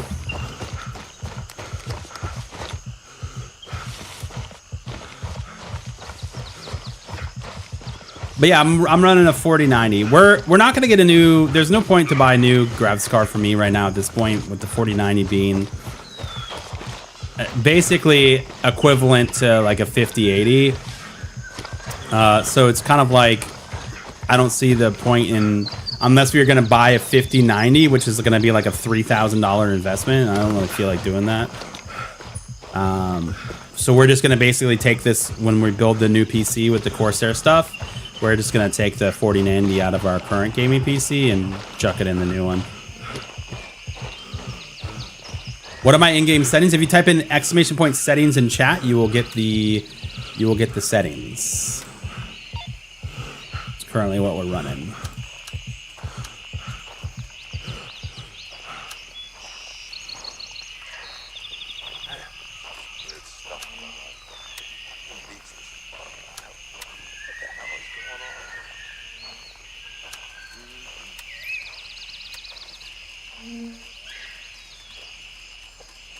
So yeah, here's my two safes. This one's already full. This one's getting there. We're working on it.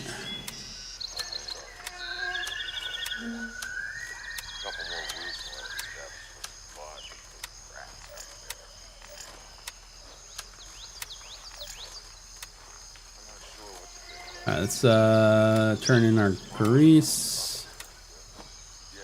Oh, I forgot I need disinfectants as well.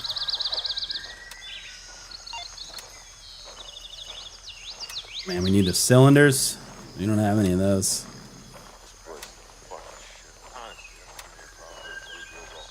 Oh shit, we were supposed to do this too. Retrieve the valuables from the boat rental and report back to Vulture. Okay, first off, this is the craziest thing. He talks so weird, dude. That man you shot, he carried a special gun, very fine pistol. I can add to my inventory, but first, you work for me. My collectors saw Sifa Syndicate, butchers carrying briefcase, meeting, exchange notes, codes in my territory. I do not tolerate that. Fanny, Paradise, Canuck car rental repair, or car repair. Go there, find the notes, find the briefcase, bring it to me. He says Fanny's Paradise, the car repair, but then it tells me find the valuables in the boat rental. Is that not this boat rental? Is there another boat rental?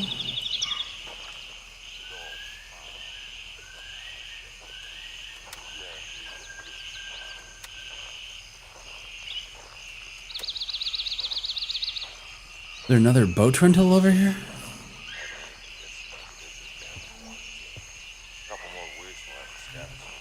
What's coming in 0.5? All we know that is confirmed so far is crafting.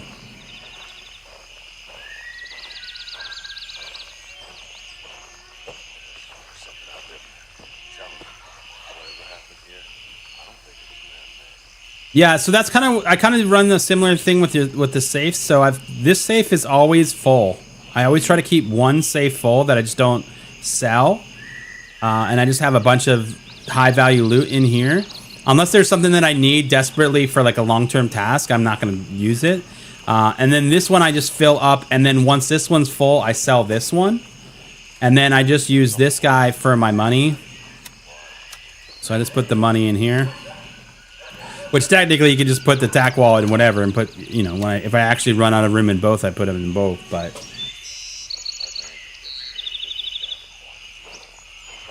Is it me or does he talk like Trump? What the fuck?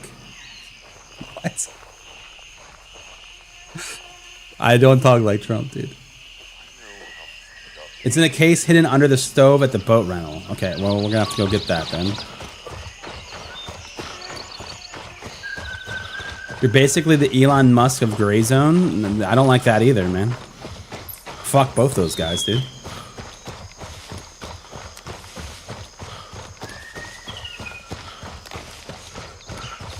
Oh, okay. I misunderstood. It's Vulture that was talking.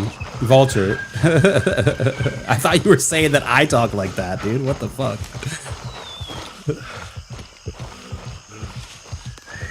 There's plenty of other people that are way more rich than I am, dude. There's definitely other players that have like 14 mil. I don't play, so I only play this game when we stream, guys. I hope you know that. I don't really play Gray Zone offline. I look at this as an experience that we share together as a chat. So I don't really play Gray Zone offline. I'm not like grinding at home after work all hours of the night, you know what I mean?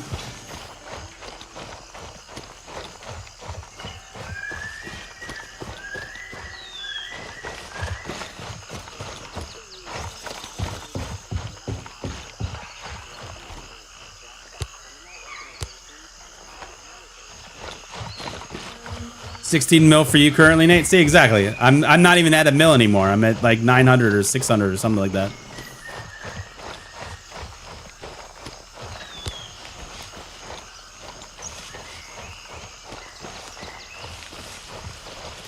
Yeah, I mean, that's kind of the big problem right now is that, where is this briefcase again, chat? Somewhere over here? That's kind of the big problem right now is all the tier 3 spots are usually looted and it's hard to find anything. Which does suck. I think that if you can go on a server far away, you're gonna have a better chance of finding like a more empty server. Oh, I see it. It's on the ground. How did I miss that?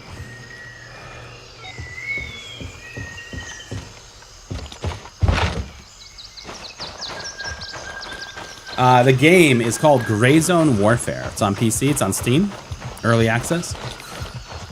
But yeah, the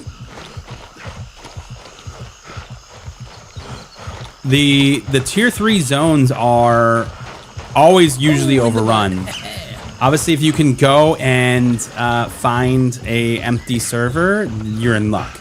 If you ever get on a server and there's no cops captured, you are on a brand new server. And at that point, throw your bag on and go and loot those tier 3 areas as much as possible.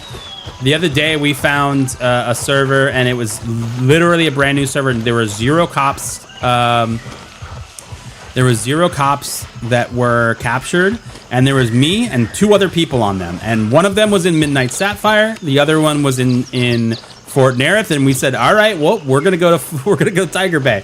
And we just sat there for a good 2.5 hours. Just looting back and forth from Tiger Bay. And after that time, when I looked at the map, there still was no other cops taken by another faction, which just meant that like we somehow got on a Crimson Shield exclusive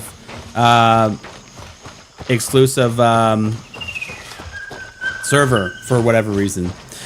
DW dropping the gift sub, dude. Total gift subs, 84 gift subs. DW, thank you for the gift sub. Man, if you guys got a gift sub, grumble. Got that gift sub, make sure to say thank you to DW, man.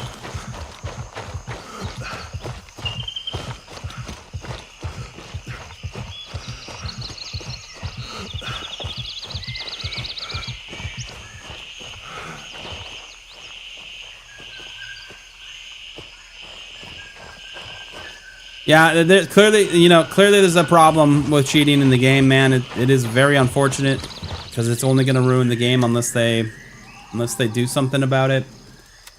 I'm hopeful that we get something soon, dude.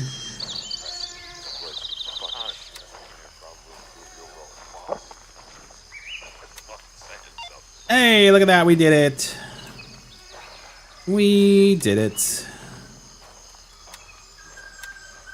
Raven, wheels up for Kilo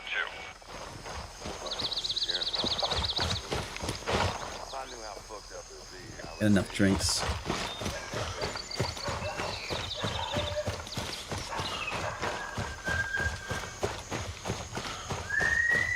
You're in like a 3-minute. Sometimes it happens where it's just like nobody else comes to it, and in those cases, man, take advantage of it, dude. Like, if you're on an empty server and there's no one else there, dude, put on the big ass backpack, go loot all the stuff, dude. Like, the funny part is, like, we were like looking for PvP and went on that server, and when it was empty, we're like, well, change of plans. We're going here now.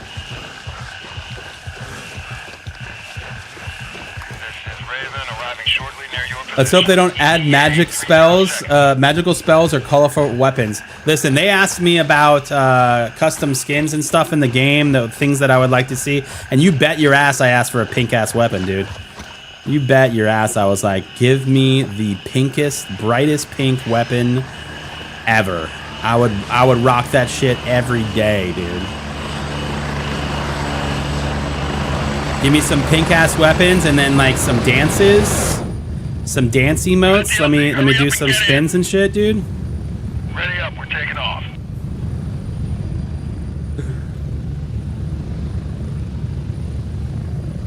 Funny part is I'm not kidding. They actually did it. I actually did say that.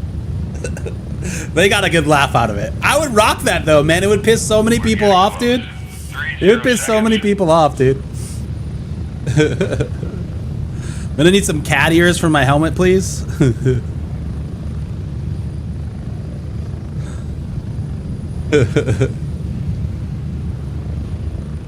They make pink guns, dude. It's not outside the realm of realistic possibilities. You know what I mean? They're not gonna do it though. They're not gonna do that. Trust me. It was funny, but so many people will be so triggered. No, we do share all LZs. There's only 4 LZs that you can not capture. That other teams can't capture, basically. Each faction has 4 LZs that are not capturable. That makes sense. So for us, for Crimson Shield, no one can get Charlie 1, Charlie 2, Charlie 3, and Romeo 1. As well, Quebec 1 may also be, maybe it's 5. Is it 5 now? I can't remember. No, you can get Quebec 1 and 3, right? Because we can get, maybe not. Maybe Quebec 1 and 3 are also. No, I think you can get Quebec. Yeah, 1, 2, and 3. Yeah, those are normal. You can get those. Although Quebec is so fucking close. How do we not have a closer one to them? Shouldn't we have one right here then?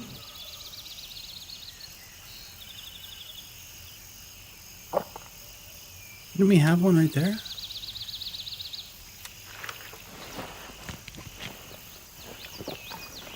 There is not a female operator. They do say that it is coming eventually, but basically what they have said that it is they have to redo all animations and character models for that to be a thing. And they want to do it right is, I think, the most important part of that conversation is that they don't want to just, like, make a female character and it not be accurate. You know what I mean?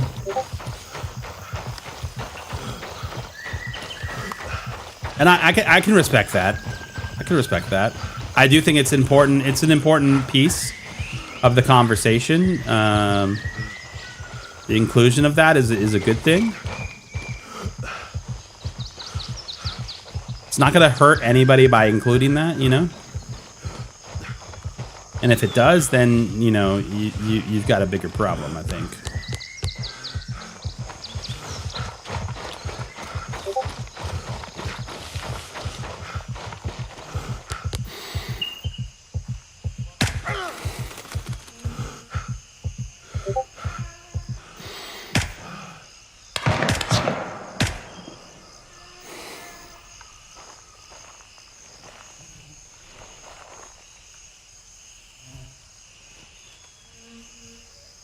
Usually there's some guys at the front here.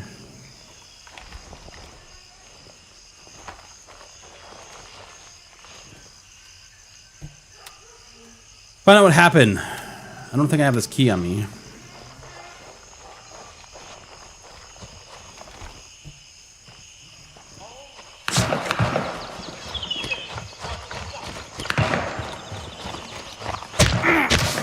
What the hell?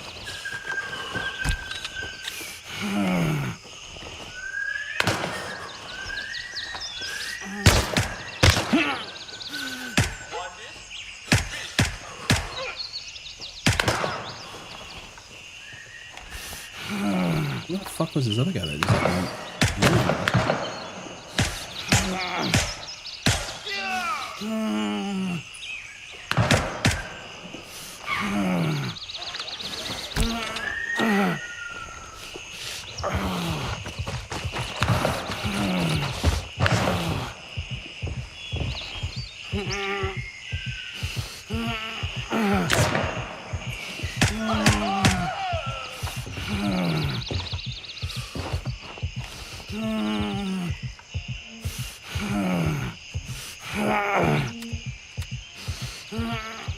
The Rockin' Bone.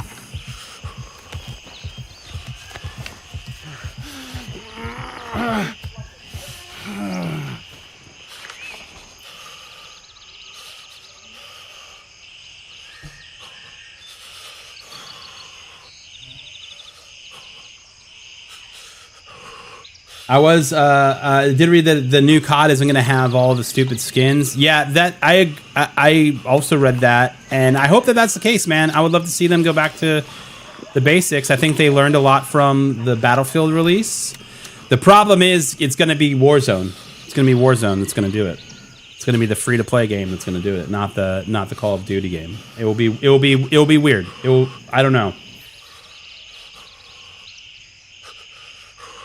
Wonder if you'll be able to change your PMC looks. I think that it won't matter if there's new looks that they give. It will be in a major update, so you have to rebuild your character anyways. So I feel like if there is a new feature, new operator to choose from, everyone will be able to choose it.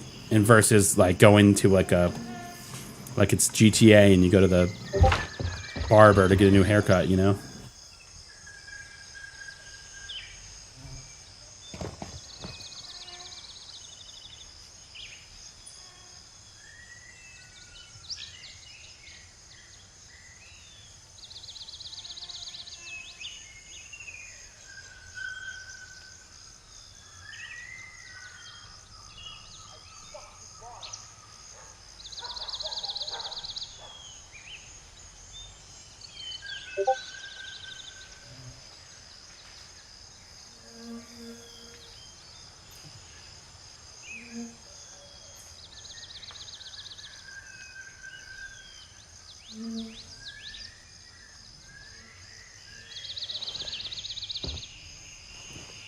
I think this is an AI walking around.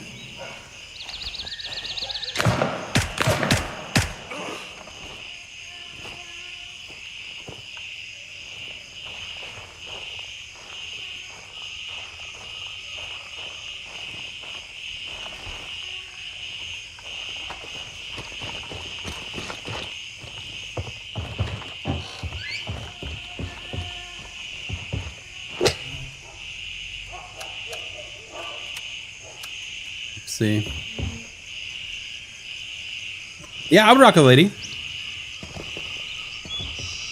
So it's a bit like Tarkov. It's similar to Tarkov in the sense that it's got extraction shooter core at its core. It's an FPS game. There's missions. There's vendors. But the real big difference is the open world map. The fact that you have a faction. That other players, other friendlies are there. I do not have this key on me. That sucks.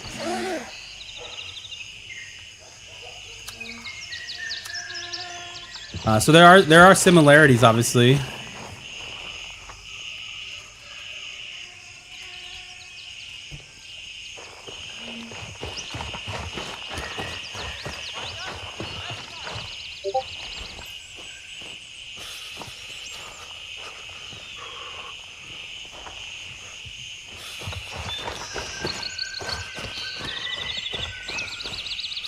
kill a dude over here?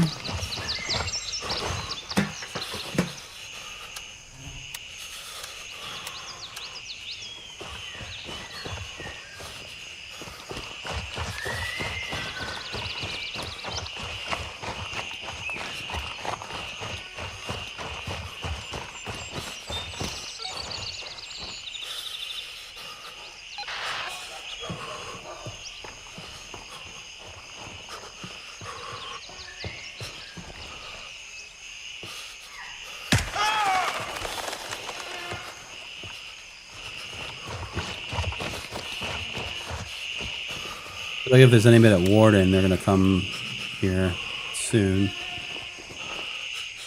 fact that they haven't come yet makes me feel like there's no one there.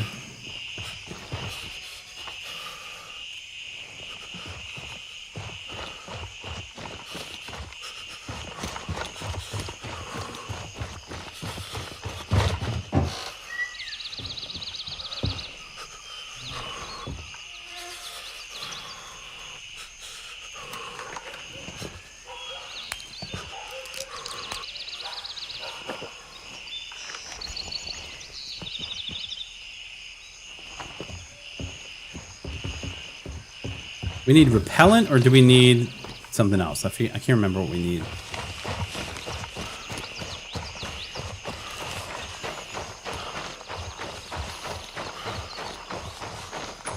Didn't happen to give a guy a random rifle yesterday. No, I didn't. I don't think so.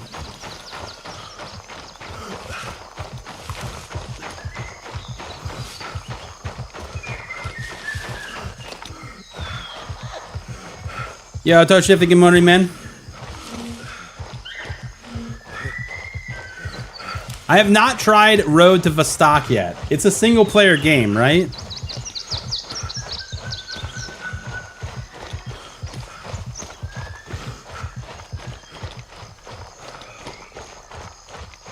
What game is this? It's called Gray Zone Warfare.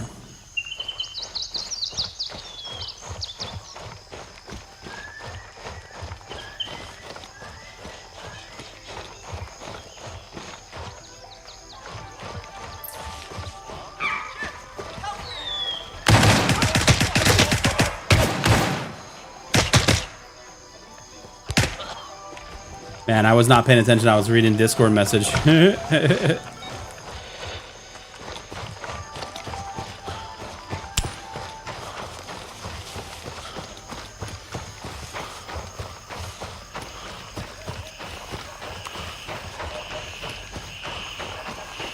Yeah, it's only single player. Only one developer made the game, and I think it's a great game. Yeah, I have interest in it. I just have not.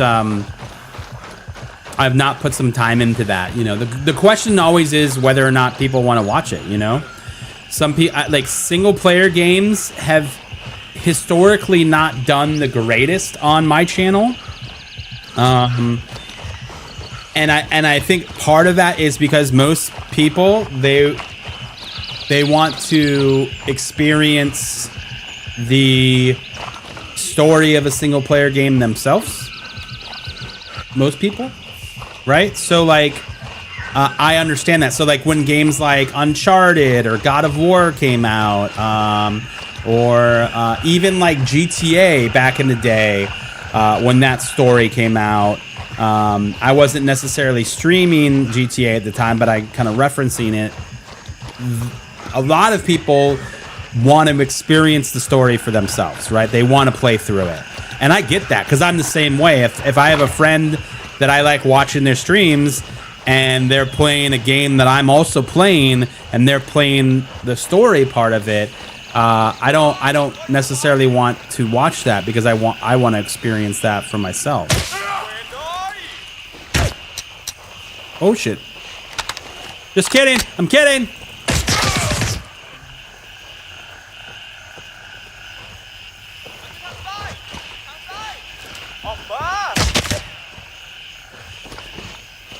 So like that's a big part of why I personally think they have not. Come on, what do we do to the windows now that we can't jump through them? I think that's a big part of why historically they've not done great on the channel is simply because of those things. Like most people want to play it for themselves.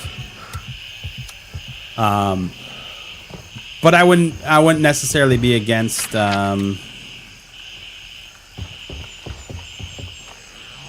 against doing a stream of that, you know?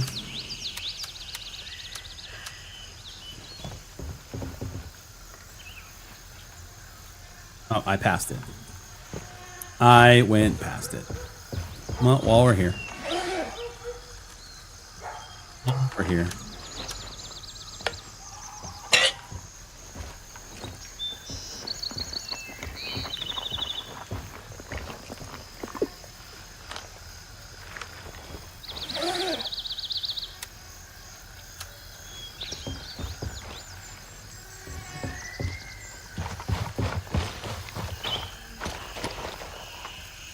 We should look for that key for that room.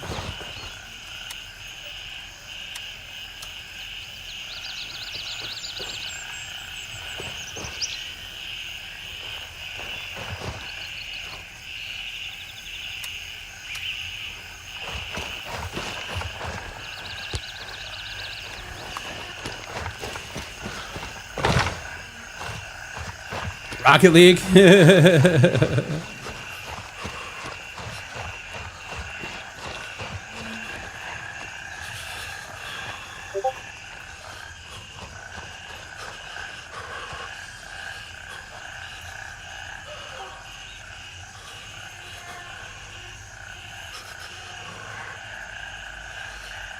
I have given away guns before to people, just not yesterday. Just not yesterday. It was probably Pulpin. Pulpin probably gave something away.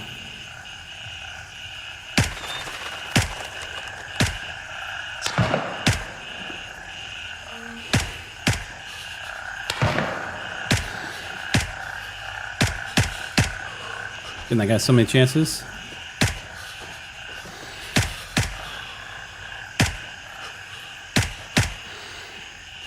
Oh my god, right as I'm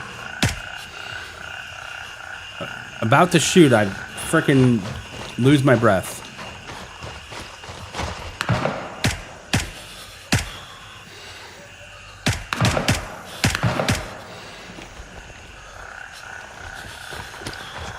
Jeebus.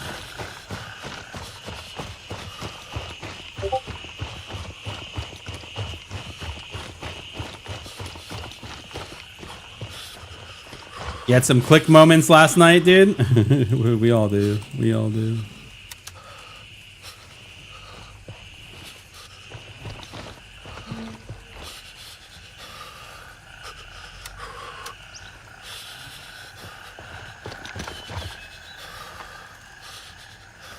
What am I doing over here? Oh, I'm finding this chick. What do you know? Lab Rat's friend was dead. Again.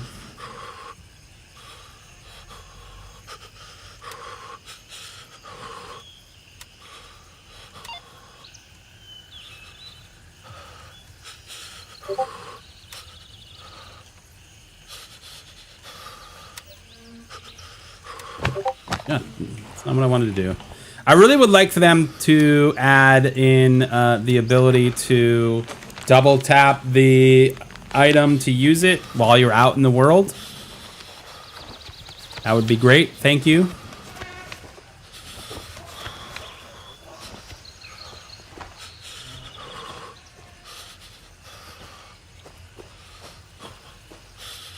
Yeah, they need this. They need the stamina. I hope we get some sort of stamina changes in the next update.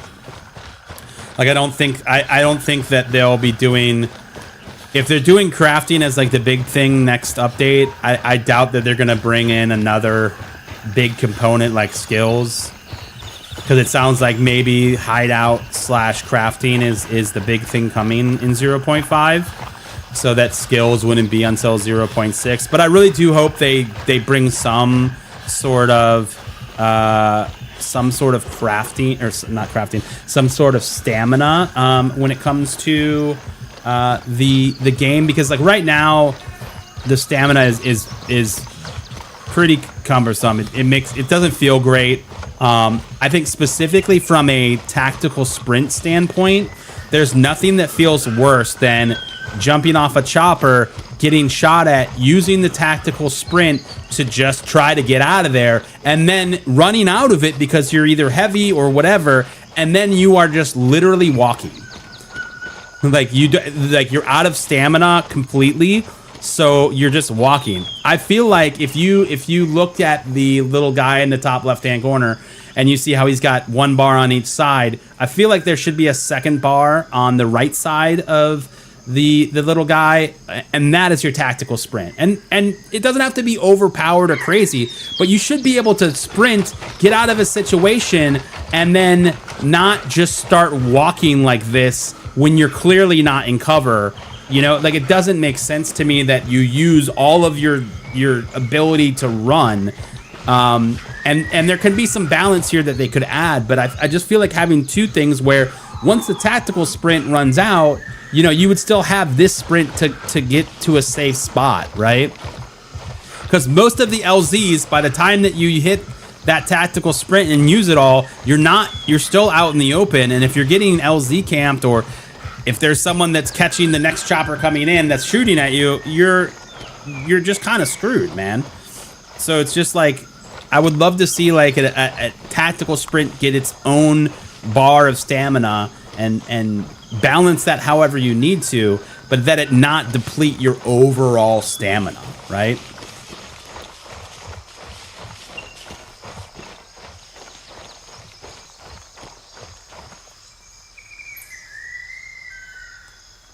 This place is such a dystopian nightmare. Drugs, human trafficking, kidnapping, human rights violations, to name a few. Dude, I mean, look at the fucking world we're living in right now, man. It's not that far off, bro.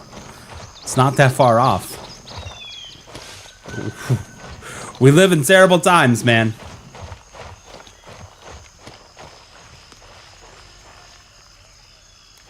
Namhod coming with the Prime sub. Thank you for the Prime sub, dude. Appreciate that.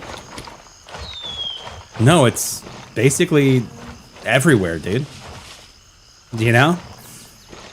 It's basically everywhere. It's basically Florida.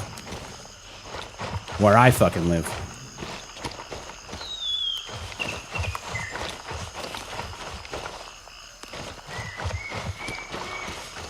Alright, are we gonna engage this? I feel like we should.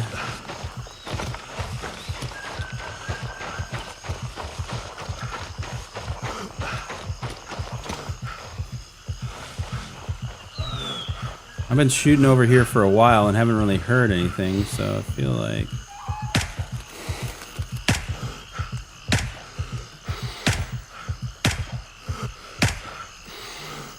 Stupid plant is in my face.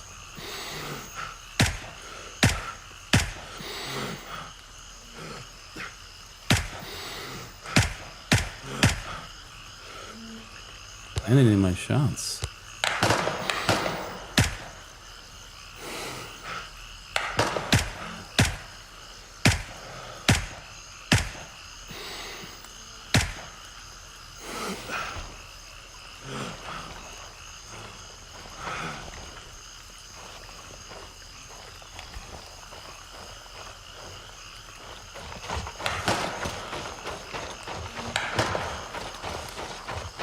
What's my favorite ugly gun build?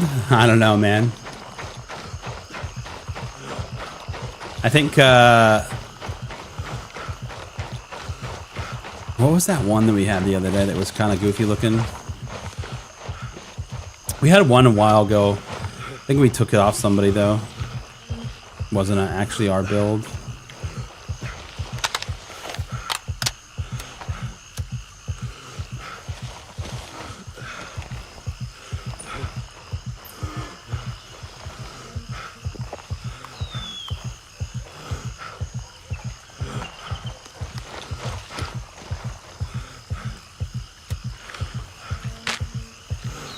How do I feel about this game? I love this game, man. I think this game's great. Pro is that it's a lot of fun. I love the shooting mechanics. I like, there's so much good parts of the game. Cons, it's early access. It's not finished yet, so you're gonna deal with everything that comes with that territory. Pros, the game looks insanely beautiful, dude. Like this, like going to other games after playing this one is kind of like, what the hell is this? You know, like, we loaded up Tarkov the other day when they updated it, and we were like, what the fuck, bro? This looks like shit. Cons, there is a cheating problem in the game currently. So there's that.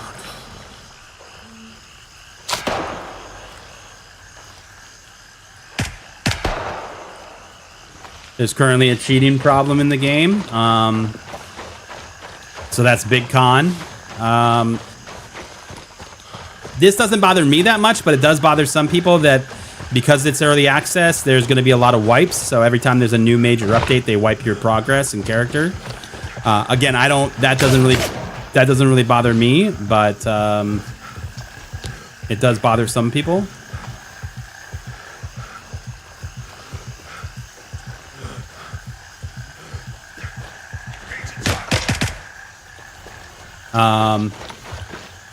It's real fun. They have a PvE mode and a PvP mode, so you can kind of play on both, depending on your play style. And it's secured and fully under our control. Right now, you can go cross between both of those. You can kind of list that as a pro or a con, depending upon where you stand in the argument. There's conversation right now about the fact that some people think that the PvE side of the game should be its own thing, and that you shouldn't be able to play and load up and gear up on PvE and then come over to the PvP side and, you know, either slay or lose all your gear. I think for the longevity of the mode, that makes sense to me. That, you know, looting up and getting rich on PvE and then coming over here with no cares, no worries about the gear that you just secured is a flaw in the game, and that creates an unrealistic environment. And so if you could keep these two modes separate in a way that doesn't completely punish you coming back and forth, I think would be ideal. The way that I have proposed it when I gave my feedback on the topic to the developers was that if each mode was kind of its own thing with your stash, that you basically it's disinfectants, not bug spray, that you could basically level up your character, and that crosses over to each side. So missions, vendors, all of that could be the same, but money and actual inventory in your stash is separate to the modes. So if I have 700k on this account and I haven't played any PvE yet, and I loaded up the PvE account, I would just have my starter stuff in there, my supporter edition gear would be all there, and my money would be at whatever you start with once you wipe the game. Again, that's my opinion. Not everyone's going to have that same opinion. There is passionate argument on both sides of the coin here, but right now you can cross over. So pro or con, there's that. Some people, I get that there's some people that don't have enough time to play the game to continually wipe and have to start over from scratch. I know that there's some people that are playing the game that when it gets to, like, let's say this update's going to come out in November. It's November 1st and they still haven't gotten to all vendors to level 4 yet, just because they just don't have enough time to play the game. And I feel for those players. I do. I do. It sucks to like grind all the way up and then just have that be erased, and I get that that's a frustration. Unfortunately, oh my god, I can't shoot this.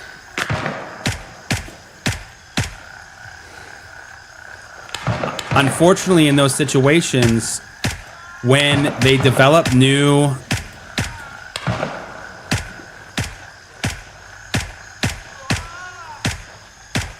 and they develop new missions or new mechanics, you have to test those, right? And that means that you got to start from the scratch. They can't just add those in willy-nilly, you know? So they've got to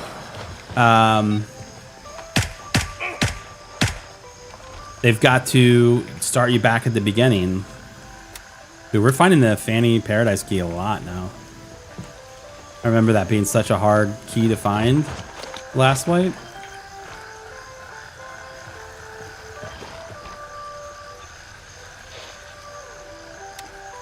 There's that key that we needed.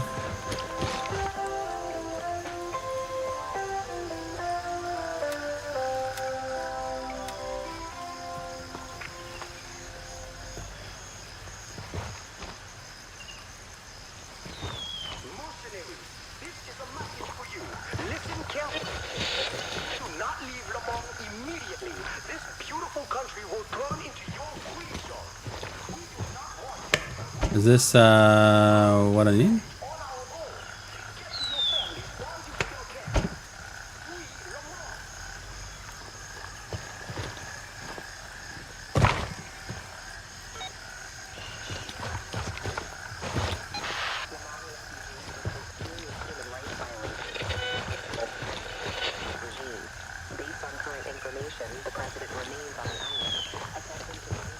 Okay, Neil overloaded the house without it, so we're looking for a laptop now.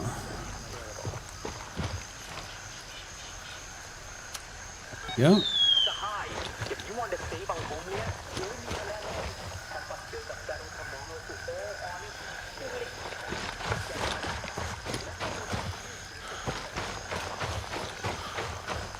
There we go.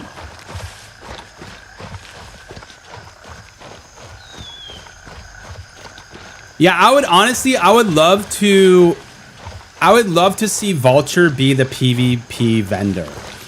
I know that in the past, Mara has said that they're not going to go do a kill 15 Mithras type of thing, but as this game continues to develop and as this game continues to grow in the PvP world, I think that it's going to be needed. I think that eventually those types of things are going to be important to the game's longevity, that you're gonna have to, someone's gonna have to cave, right?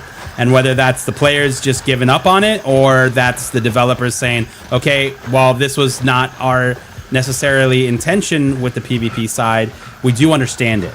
And if Vulture had a thing, so like right now in the game, if you look at your character, I guess I have to go back to a cop to see it, but basically we have patches now, right? Like we have the faction patch that you have, as well as, you know, right now I have the community leader patch on, but it would be great if those patches were souvenirs, almost like, you know, they said that they weren't going to do dog tags in the game because PMCs don't wear dog tags. Well, we've got these patches now, and I think a big thing in these games that is missing is the fact that you don't really know who killed who. Like if you and your buddies are playing and you're shooting and you're fighting another player and close the door, and you're fighting another player, you may not be able to tell who actually got the kill. And it would be great if if your character had, you know, they have these patches, right? So mine's right now the community leader, but it would be great if on these you could see, like, you could take this, right, as like a souvenir, similar to how like dog tags work in Tarkov. You could take this, and on the back of it, it would say the player's name that you killed, who killed them, and maybe like the distance of the shot or something like that. That information would be cool. And then you take that and, you know, you have Vulture tasks that are involved in the PvP, and it doesn't necessarily have to be, you know, faction specific things. It could be, you know, kill, you know, just get these other kills, or get these kills at a range, you know, like those types of missions I think would go hard in this game. But I do think that specifically they do need an identification system that tells you who killed who, because right now you can go to your stats and you can look at your combat and how many players you've killed or whatever. But if you don't do that, you may not know who actually got that killed. And if you could go and when you loot the body and you look at the patch, it will say, "Damn it, Bennett killed this guy." You know, that would make a lot of sense to me. And obviously would settle some arguments with you and your squad, right? You're like, "Oh, I got this guy," right? Like, you go up to the body, you can click on the patch, you can take this patch, right? This Mithras patch. So, oh, we got this Mithras guy, right? And if you rip this off and you put it in your safe or whatever, and then it's going to have that information on it, and that's what you can then turn in. I don't know. I just think that would be a cool PvP feature of the game. Plus, if you run into me and you want to steal my patch, then there you go. You can have that. So, I don't know. I think that would be a good thing. Maybe. Who knows? Can't remember which battlefield it was, but you could use to collect dog tags of players you killed. You had a wall, which was cool. Yeah, so Battlefield did it, but also Tarkov does it. Multiple games have done it. That is a thing that a lot of games have done before. So that's not necessarily new.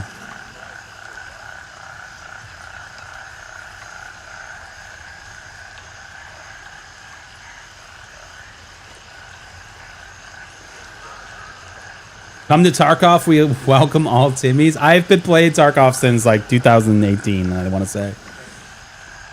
I am very familiar with Tarkov.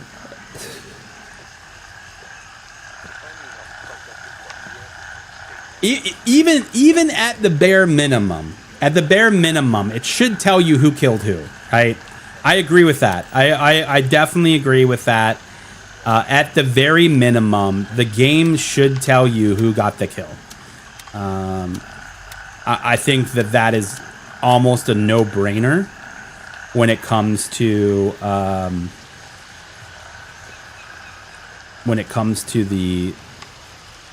just getting the kills. It seems silly that that's not in the game currently.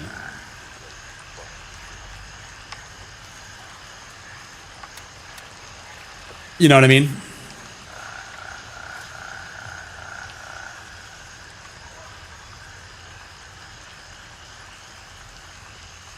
A player QR code would display the stats. I mean, that could be cool, but then you gotta scan you gotta break out your phone to scan it, I feel like that wouldn't be the way, right?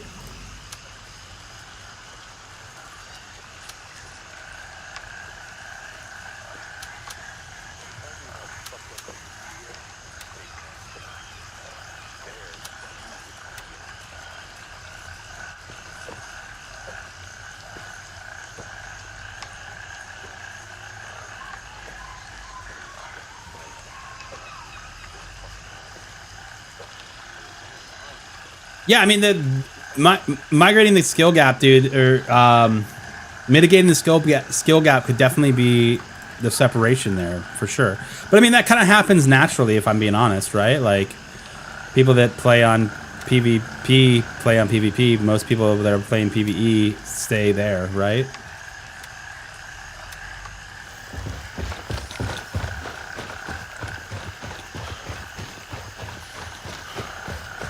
Other reason I collect all those handguns, those are all the boss's weapons.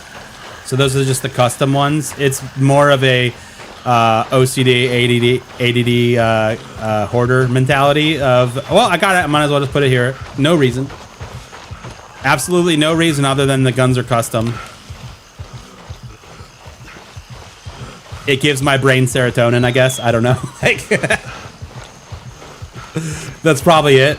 That's probably it.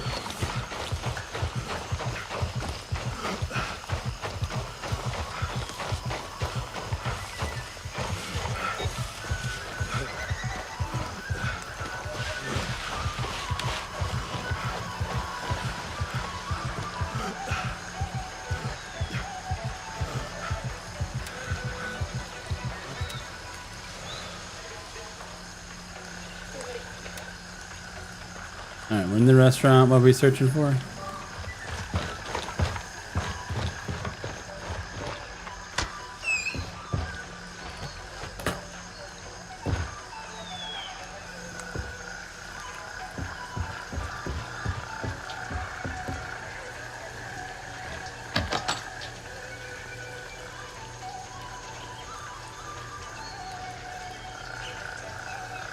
Place your nemesis's head on a... Dude, that's brutal. That's brutal, but it would be awesome.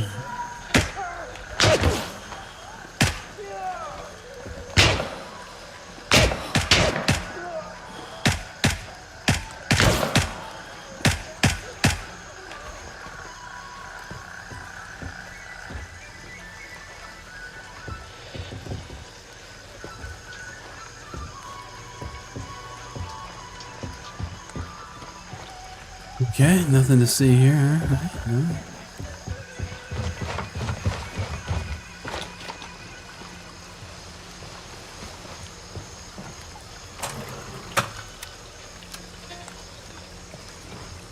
To just steal some money from this small business, you know? No big deal.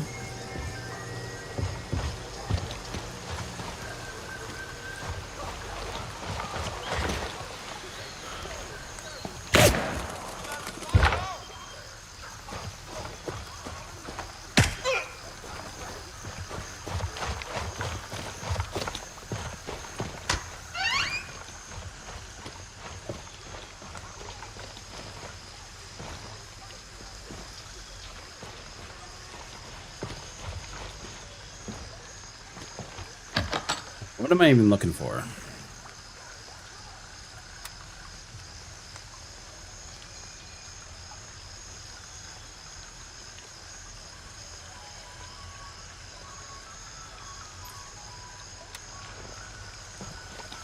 It says there's a package in the restaurant.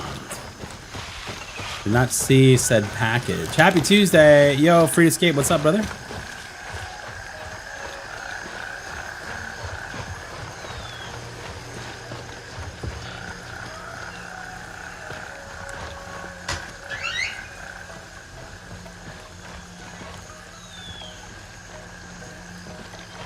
Where is this said package, dude?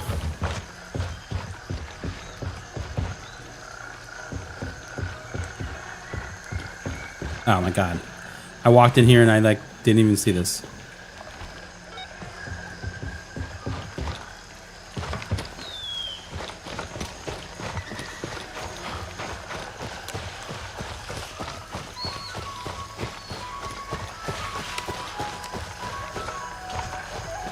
Went in there. Yeah, it's funny. We went in that room, didn't see it. Moved on, looked around. We should have been paying attention.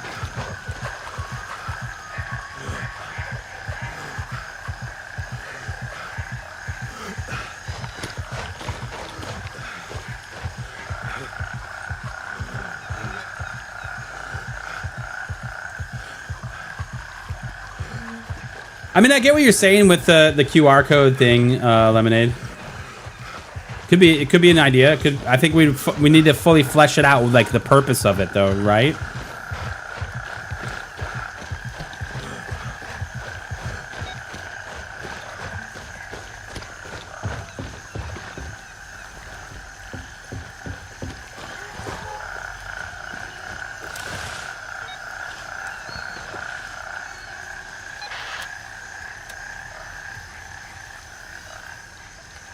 I feel like we got on like a very like low populated server, or maybe just everyone else is at like the tier 3 areas, because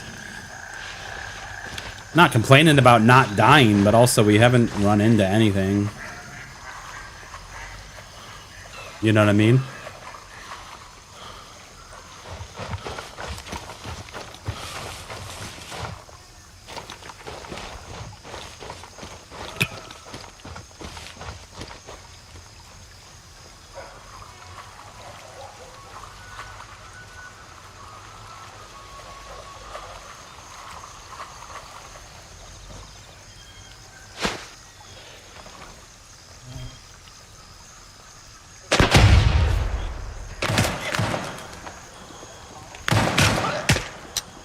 Where the fuck did you guys come from?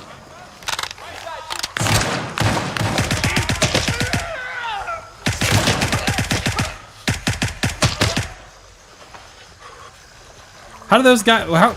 That's crazy. That's crazy, dude.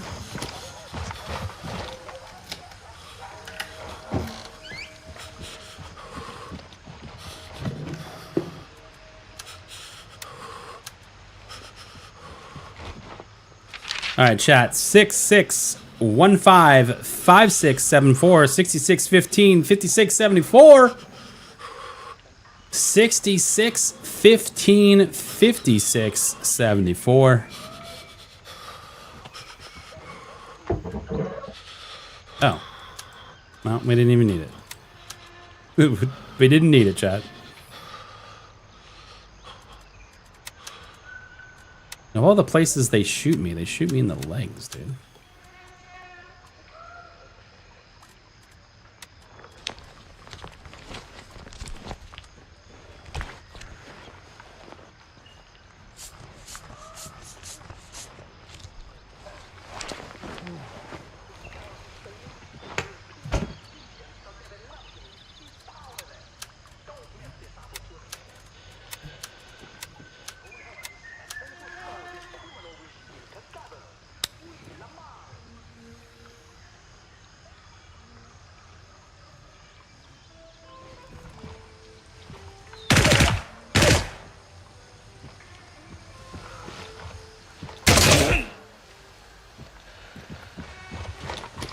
Thought I was a player for a second.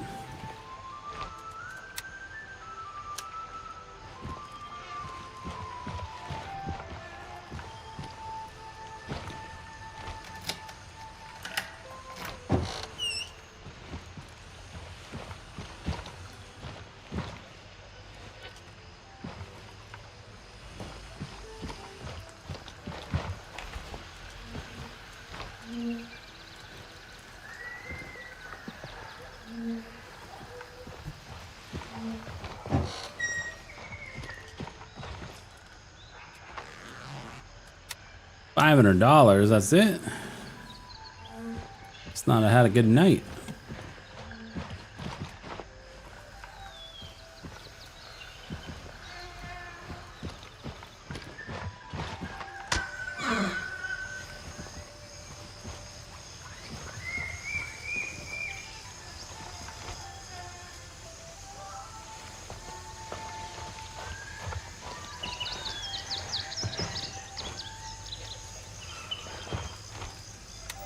See here, anybody loot? No.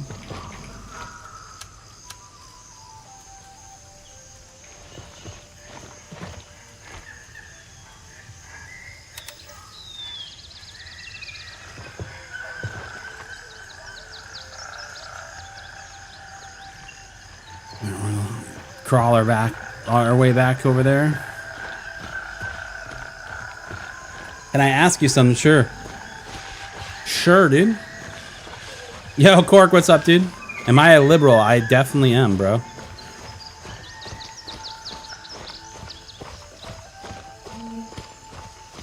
Picked up some crazy loot on random bots. I also have found some crazy stuff on some bots, especially like military items on the military guide sometimes. What a question, right? Are you a liberal? Yes. Yeah, thank you for time. Hey, not a problem, buddy. Not a problem.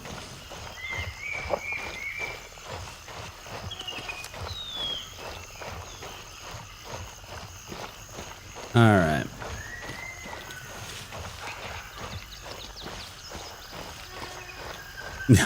Cork, how you doing, man? How's the family? You ready to relocate down here, bud? Mm-hmm.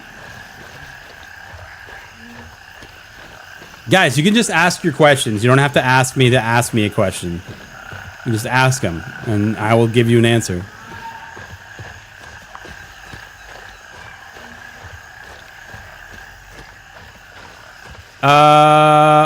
Waffles. Waffles, definitely. Started playing yesterday. Great game. So, hell yeah, dude. Welcome to the game, man. So excited for you. I agree with you. It is a great game.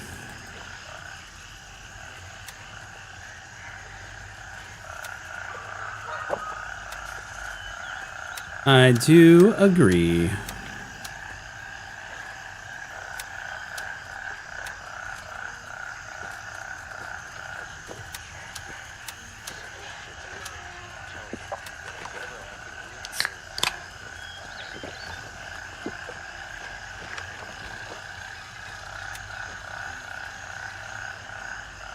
This thing's getting beat up.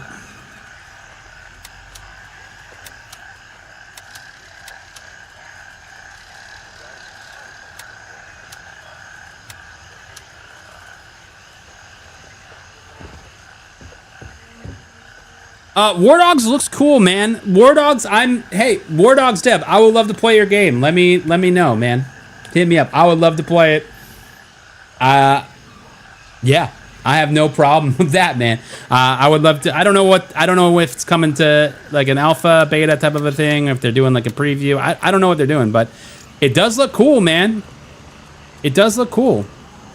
We'll have to wait and see, like when people actually are able to play it and get the the deets then, but I think it looks cool, man. And again, I'm all for games coming into the category and doing things, man. Like we want those things. We want more games to push push the lines of things, dude.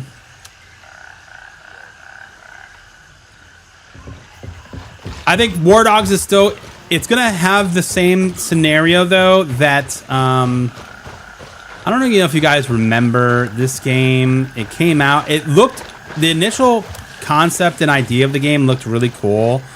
But they pitched it as an extraction shooter. And then it went real right wing, which sucks. And it was like a cyberpunk, like BR. And you had like limbs and stuff. Like it started off as something that like I was like real interested in, and then played it a little bit, and I'm like, oh, this is just like a BR, and they're trying to spin it into like a extraction shooter type of a thing. And then they went all like Dr. Disrespect on it, and I think they made like a fucking Trump character or some shit. And I was like, yeah, I'm good. I'm not gonna play this bullshit.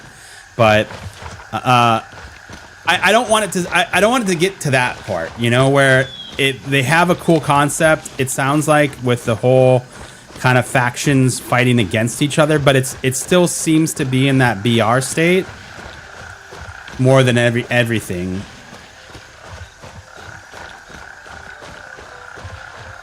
B Divine coming in with the tier 1 sub. Thank you for the tier 1. Appreciate that. Welcome. First time watching the stream. Got about 20 hours on Gray Zone right now. How do you get so much room for the loot on the base? How do you get so much room? Are you talking about in my stash? How do I have more stash available? So I do own the supporter edition of the game. Now, the benefit to upgrading your game to the supporter edition is that every time the game wipes, you start out with more money and more gear. The other things that you start off with immediately in the game are the TAS, which is the largest container here. This guy. This is the largest secure box that you can obtain in the game. Now, if you get the supporter edition, you start off with this right away. You can currently buy this from Handshake at tier 3 Handshake for like 150k, I want to say. So it is earnable by playing the game, right? The second thing that you may be talking about is actually my stash size. And while, again, that comes with the supporter edition, the max stash size, after level 20, every 10 levels, you gain more space in your stash. So that, again, is earnable in the game just by playing. So as long as you're playing the game and you're going through it, like you will earn those things, right? Before the large task container, the TAS loot box thing, that was only given to you once you completed the final mission of the game. But in this update, they've kind of removed the vendors giving you gear and stuff like that, and letting you just purchase it and kind of choose when and where you want to buy that stuff. So the easiest path to get there right now is, if you want, you can upgrade your version of the game, and you'll get the bigger stash size. You'll get the TAS from the start. You'll get some other items, some money, right out the gate. And the good news is, like, that also works at any point in the game. So at any point in time, if you upgrade the game, they just give you all that stuff that you didn't get with your additions from the start. So like if you're on the standard edition of the game and I upgraded right now, even though I'm level 36, it would give me a bunch. I would just have a drop of a bunch of stuff that comes from the supporter edition. Game name, yo, Potbelly, what's up, dude?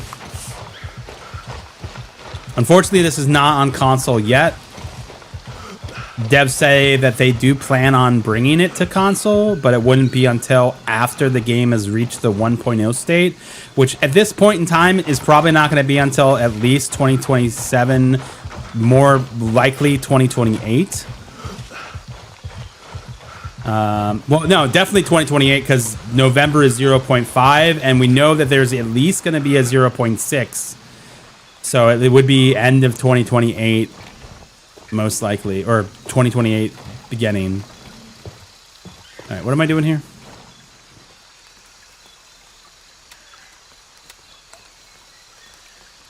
Intel on the King.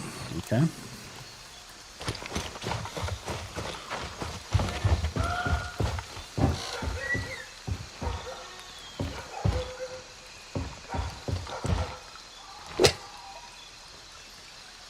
You thought this was Rocket League, bro. I mean, Unreal Engine 6, dude. That shit looks good in that preview of Rocket League, though. You guys see that announcement the other day?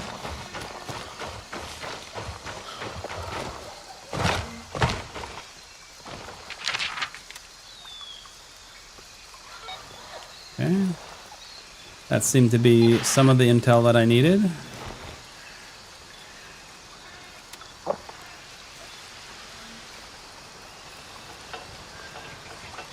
I'm curious to see what this idiot managed to gather.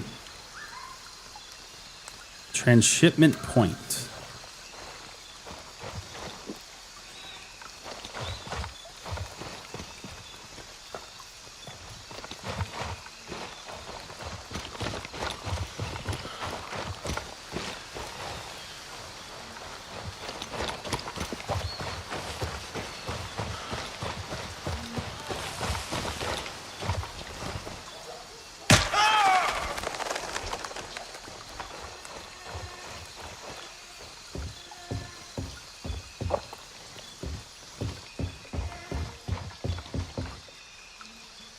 Report.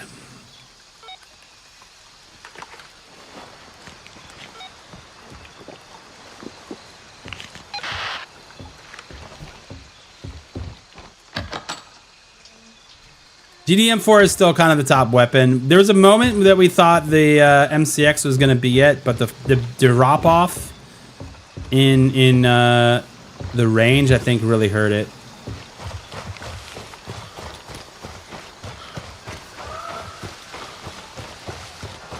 Go back to the transmissive point. Is that over here? No.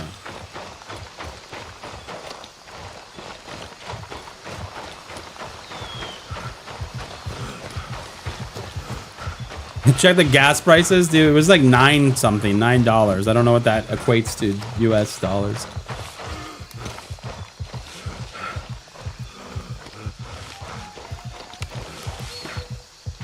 Yeah, I mean, I don't know if like the server's just dead or what, but we are not running into anyone. We have not seen any PvP. I don't know if there was a bug in 0.3 where it wasn't putting you into, it was putting you into like a faction only PvP server. So you were just never finding PvP, which is a possibility that we're in right now. My goal today was to try to knock out some of these first time tasks that we hadn't done on this side of the map. And so that's, I mean, it's kind of lucked out for us in the fact that we're not getting killed immediately all the time, that we're just kind of going over here and doing the thing.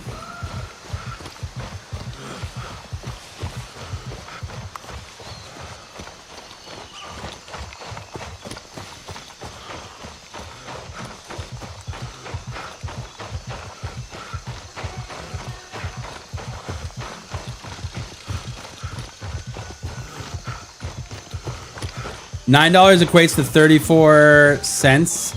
No. Really? That doesn't seem right.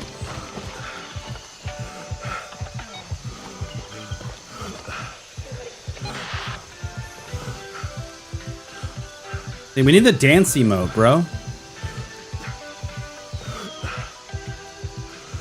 This is a jam, dude.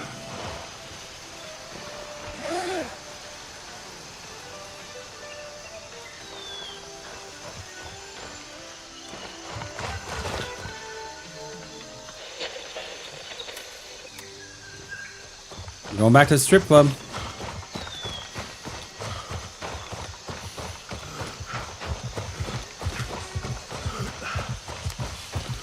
Wonder if Alamo Brown's gonna be there.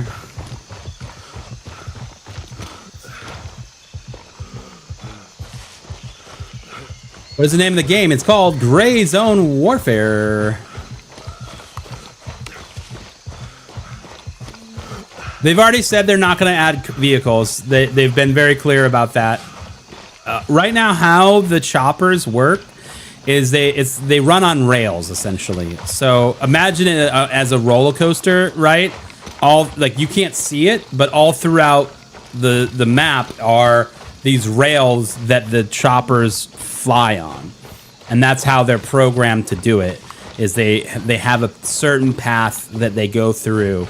And there are different offshoots that it can go. If there's one coming this way, it's like a train, right? There's a train coming this way on the tracks. The other train's going to divert to this side of the track to go around it. And so you'll see that every now and then. Usually when that happens, it's bad. It means that someone is either taking off or landing at the LZ that you're going to. So prepare for battle. Like if you'll eventually learn the standard path that the choppers will take, and then when it diverts, you know that you're in for some shit because it's about to happen. Son of a bitch, I walked the wrong way. I was like, this doesn't look like Fanny's Paradise. Damn it, bet it, wrong way, my dude. Yep. Rip. Guys, I was reading chat, dude. I was reading chat. But yeah, they're not gonna do cars.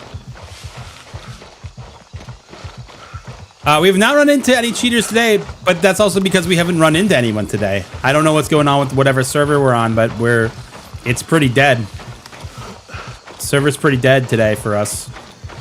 Which again is alright in my book, because while I love doing the PvP, our goal was to knock out some of these first time tasks on the Tiger Bay side of the map, which we really haven't had any, we haven't really done a whole lot over here.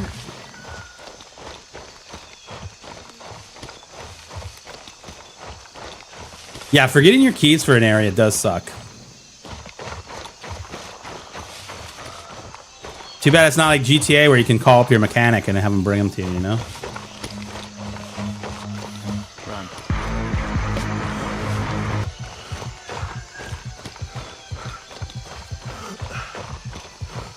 You got to level 30 today after 3 weeks of playing? Hell yeah, dude. Mostly, yeah, there's nothing wrong with the PvE side, man.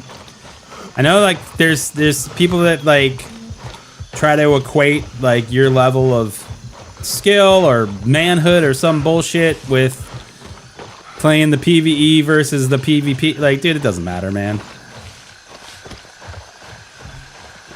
That's some weirdo behavior, you know what I mean? Like, it doesn't matter. Enjoy the game how you want to enjoy it, man. If that's playing with other people on PvP, or if that's playing with other people on PvE, doesn't matter. What are you doing, Ollie? Play the game how you want to play it.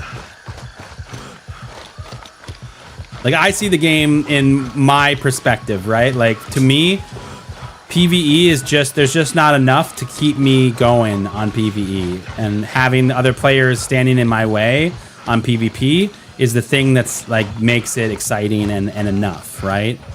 If this was just me, you know, looting over here. What am I even doing here? Go to the house. Locate the strip bar further east and uncover what happened to the king.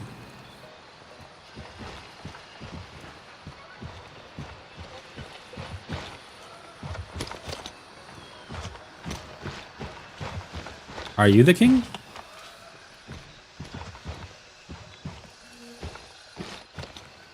Are one of you the king?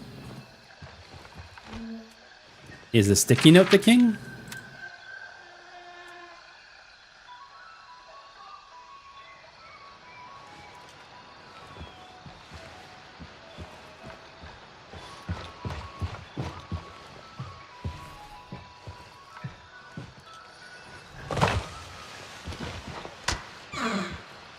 Anyone see the king? What is this game called? It's called Gray Zone Warfare.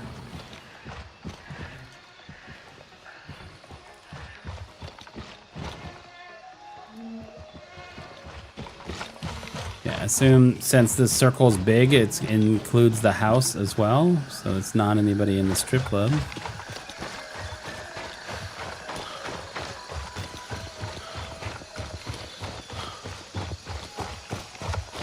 I think there's a note at the bar. Okay.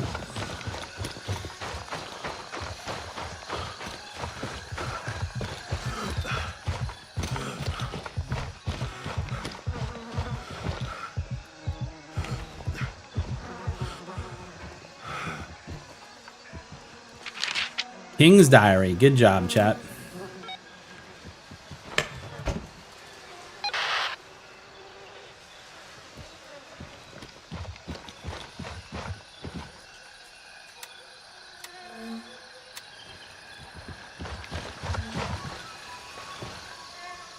Alright, first time task.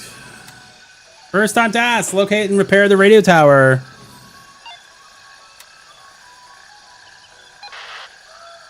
I wonder if I'm pretty sure we're gonna need a tool, multi-tool for this, so we're gonna go pick one up and then we'll head there. We may actually not.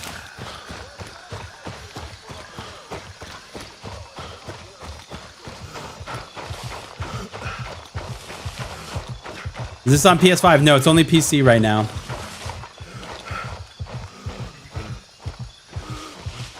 Well, I think that the PvP changes that, and I think that, you know, we all, I'm very guilty of it, and I know that everybody else is too, that we all like, hey, these, we should do this for PvP. We should do this. We keep throwing changes at them.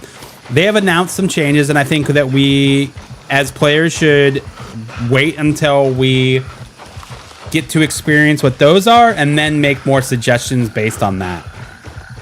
Because right now, the suggestions or the things that the changes that are going to come in the next patch sound really good. It could create other problems, but I think that we'll have to just wait and see how those play out before we make and make any assessments on it, right? Like, it does sound good. I'm excited to see what that looks like, and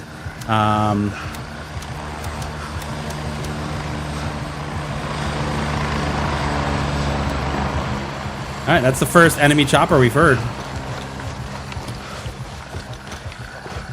First enemy chopper we've heard in a while. They have publicly announced the changes they did this weekend at their game access week event they did their live stream from. So very excited to see them change. In a nutshell, basically, once you capture a cop, it will be on a 30-minute cooldown. It will not be able to be recaptured for 30 minutes. So basically, if we go and capture a cop, no one can, even if they kill all the players there, they can't capture it until the 30-minute cooldown has happened. Which makes this more strategic on what you're taking when it comes to the cop system. They also announced that the PvP circles, the combat zones, will increase by 50 meters. So right now they're 150 meters wide, and they will now increase to 200 meters. They also announced that the circle themselves will now be spawned and focus on the center point of the impacted player. So whoever gets shot will be, the circle will draw itself around that person. 200 meters in each direction. Or 200 meters wide from the center of where that player is.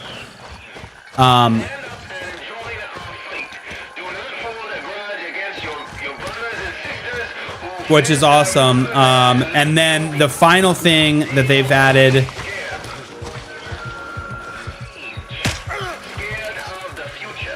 The final thing that they've added is that the first person... So let's say that I get killed right now. I would go and have the option to go back to whatever my cop is over there and spawn there. But anybody else that dies in that combat circle... Oh, shit.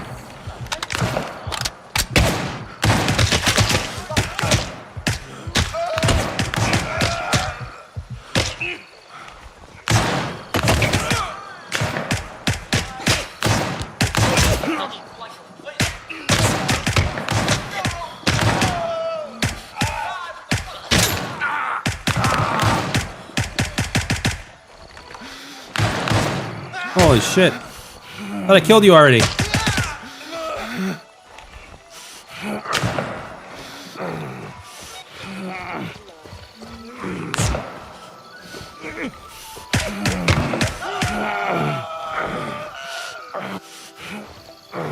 Holy crap.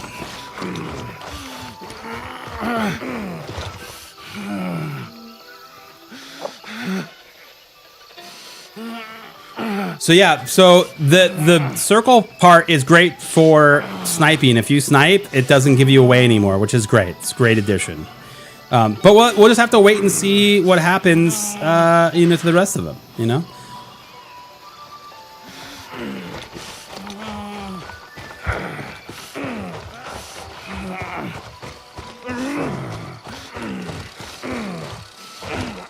Clearly I've broken something.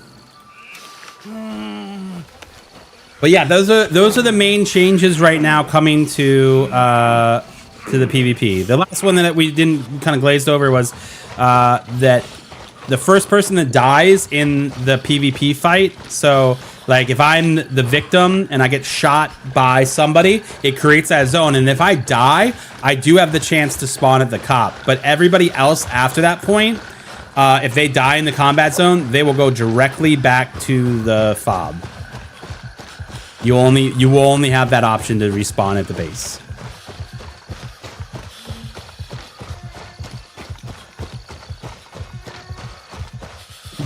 It's coming though, guys. I think that that's part of, you know, being in early access. Is the game, you know, it started in the PvE world, and you know, obviously us PvP fans got a hold of it, and you know, they are continuing to develop now for both sides of the game, and that's a good thing. That's a good thing, man.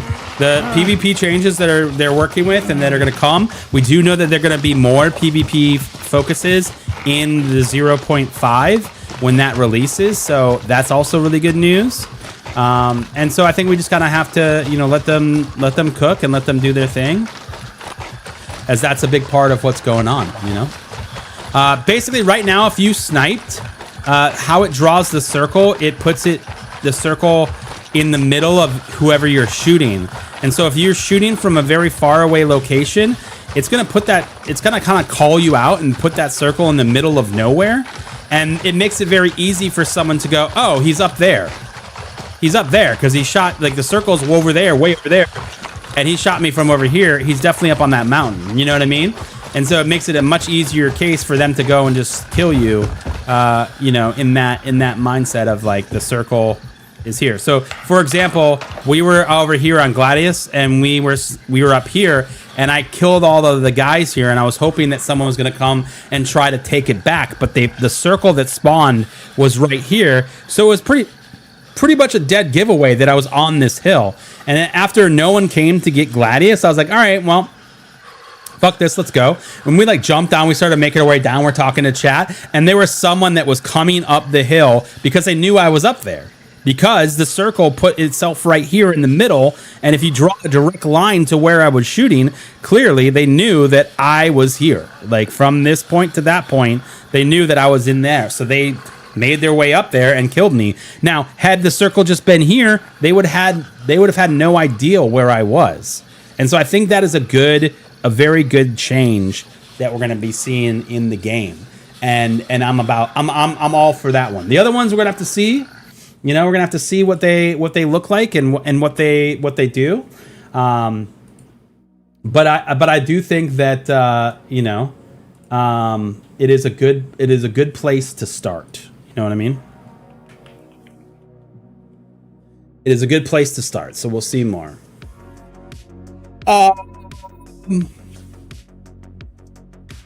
But yeah, guys, I appreciate you guys being around this morning, hanging out with me, man. It's always a pleasure. If you're new to the channel, we stream Monday through Friday. Monday through Thursday, though, we stream from 7 a.m. till about 10 a.m. Eastern time.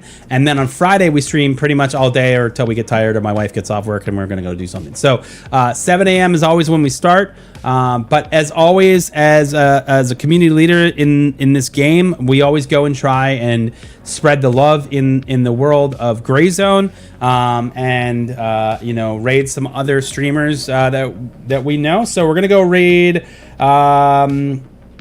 Who's on? We're gonna go read Creedard. He's on right now. So I will see you guys tomorrow. Idaho campus today. Got a bunch of meetings. I will see you tomorrow, bright and early. So have a fantastic rest of your day. Take it easy.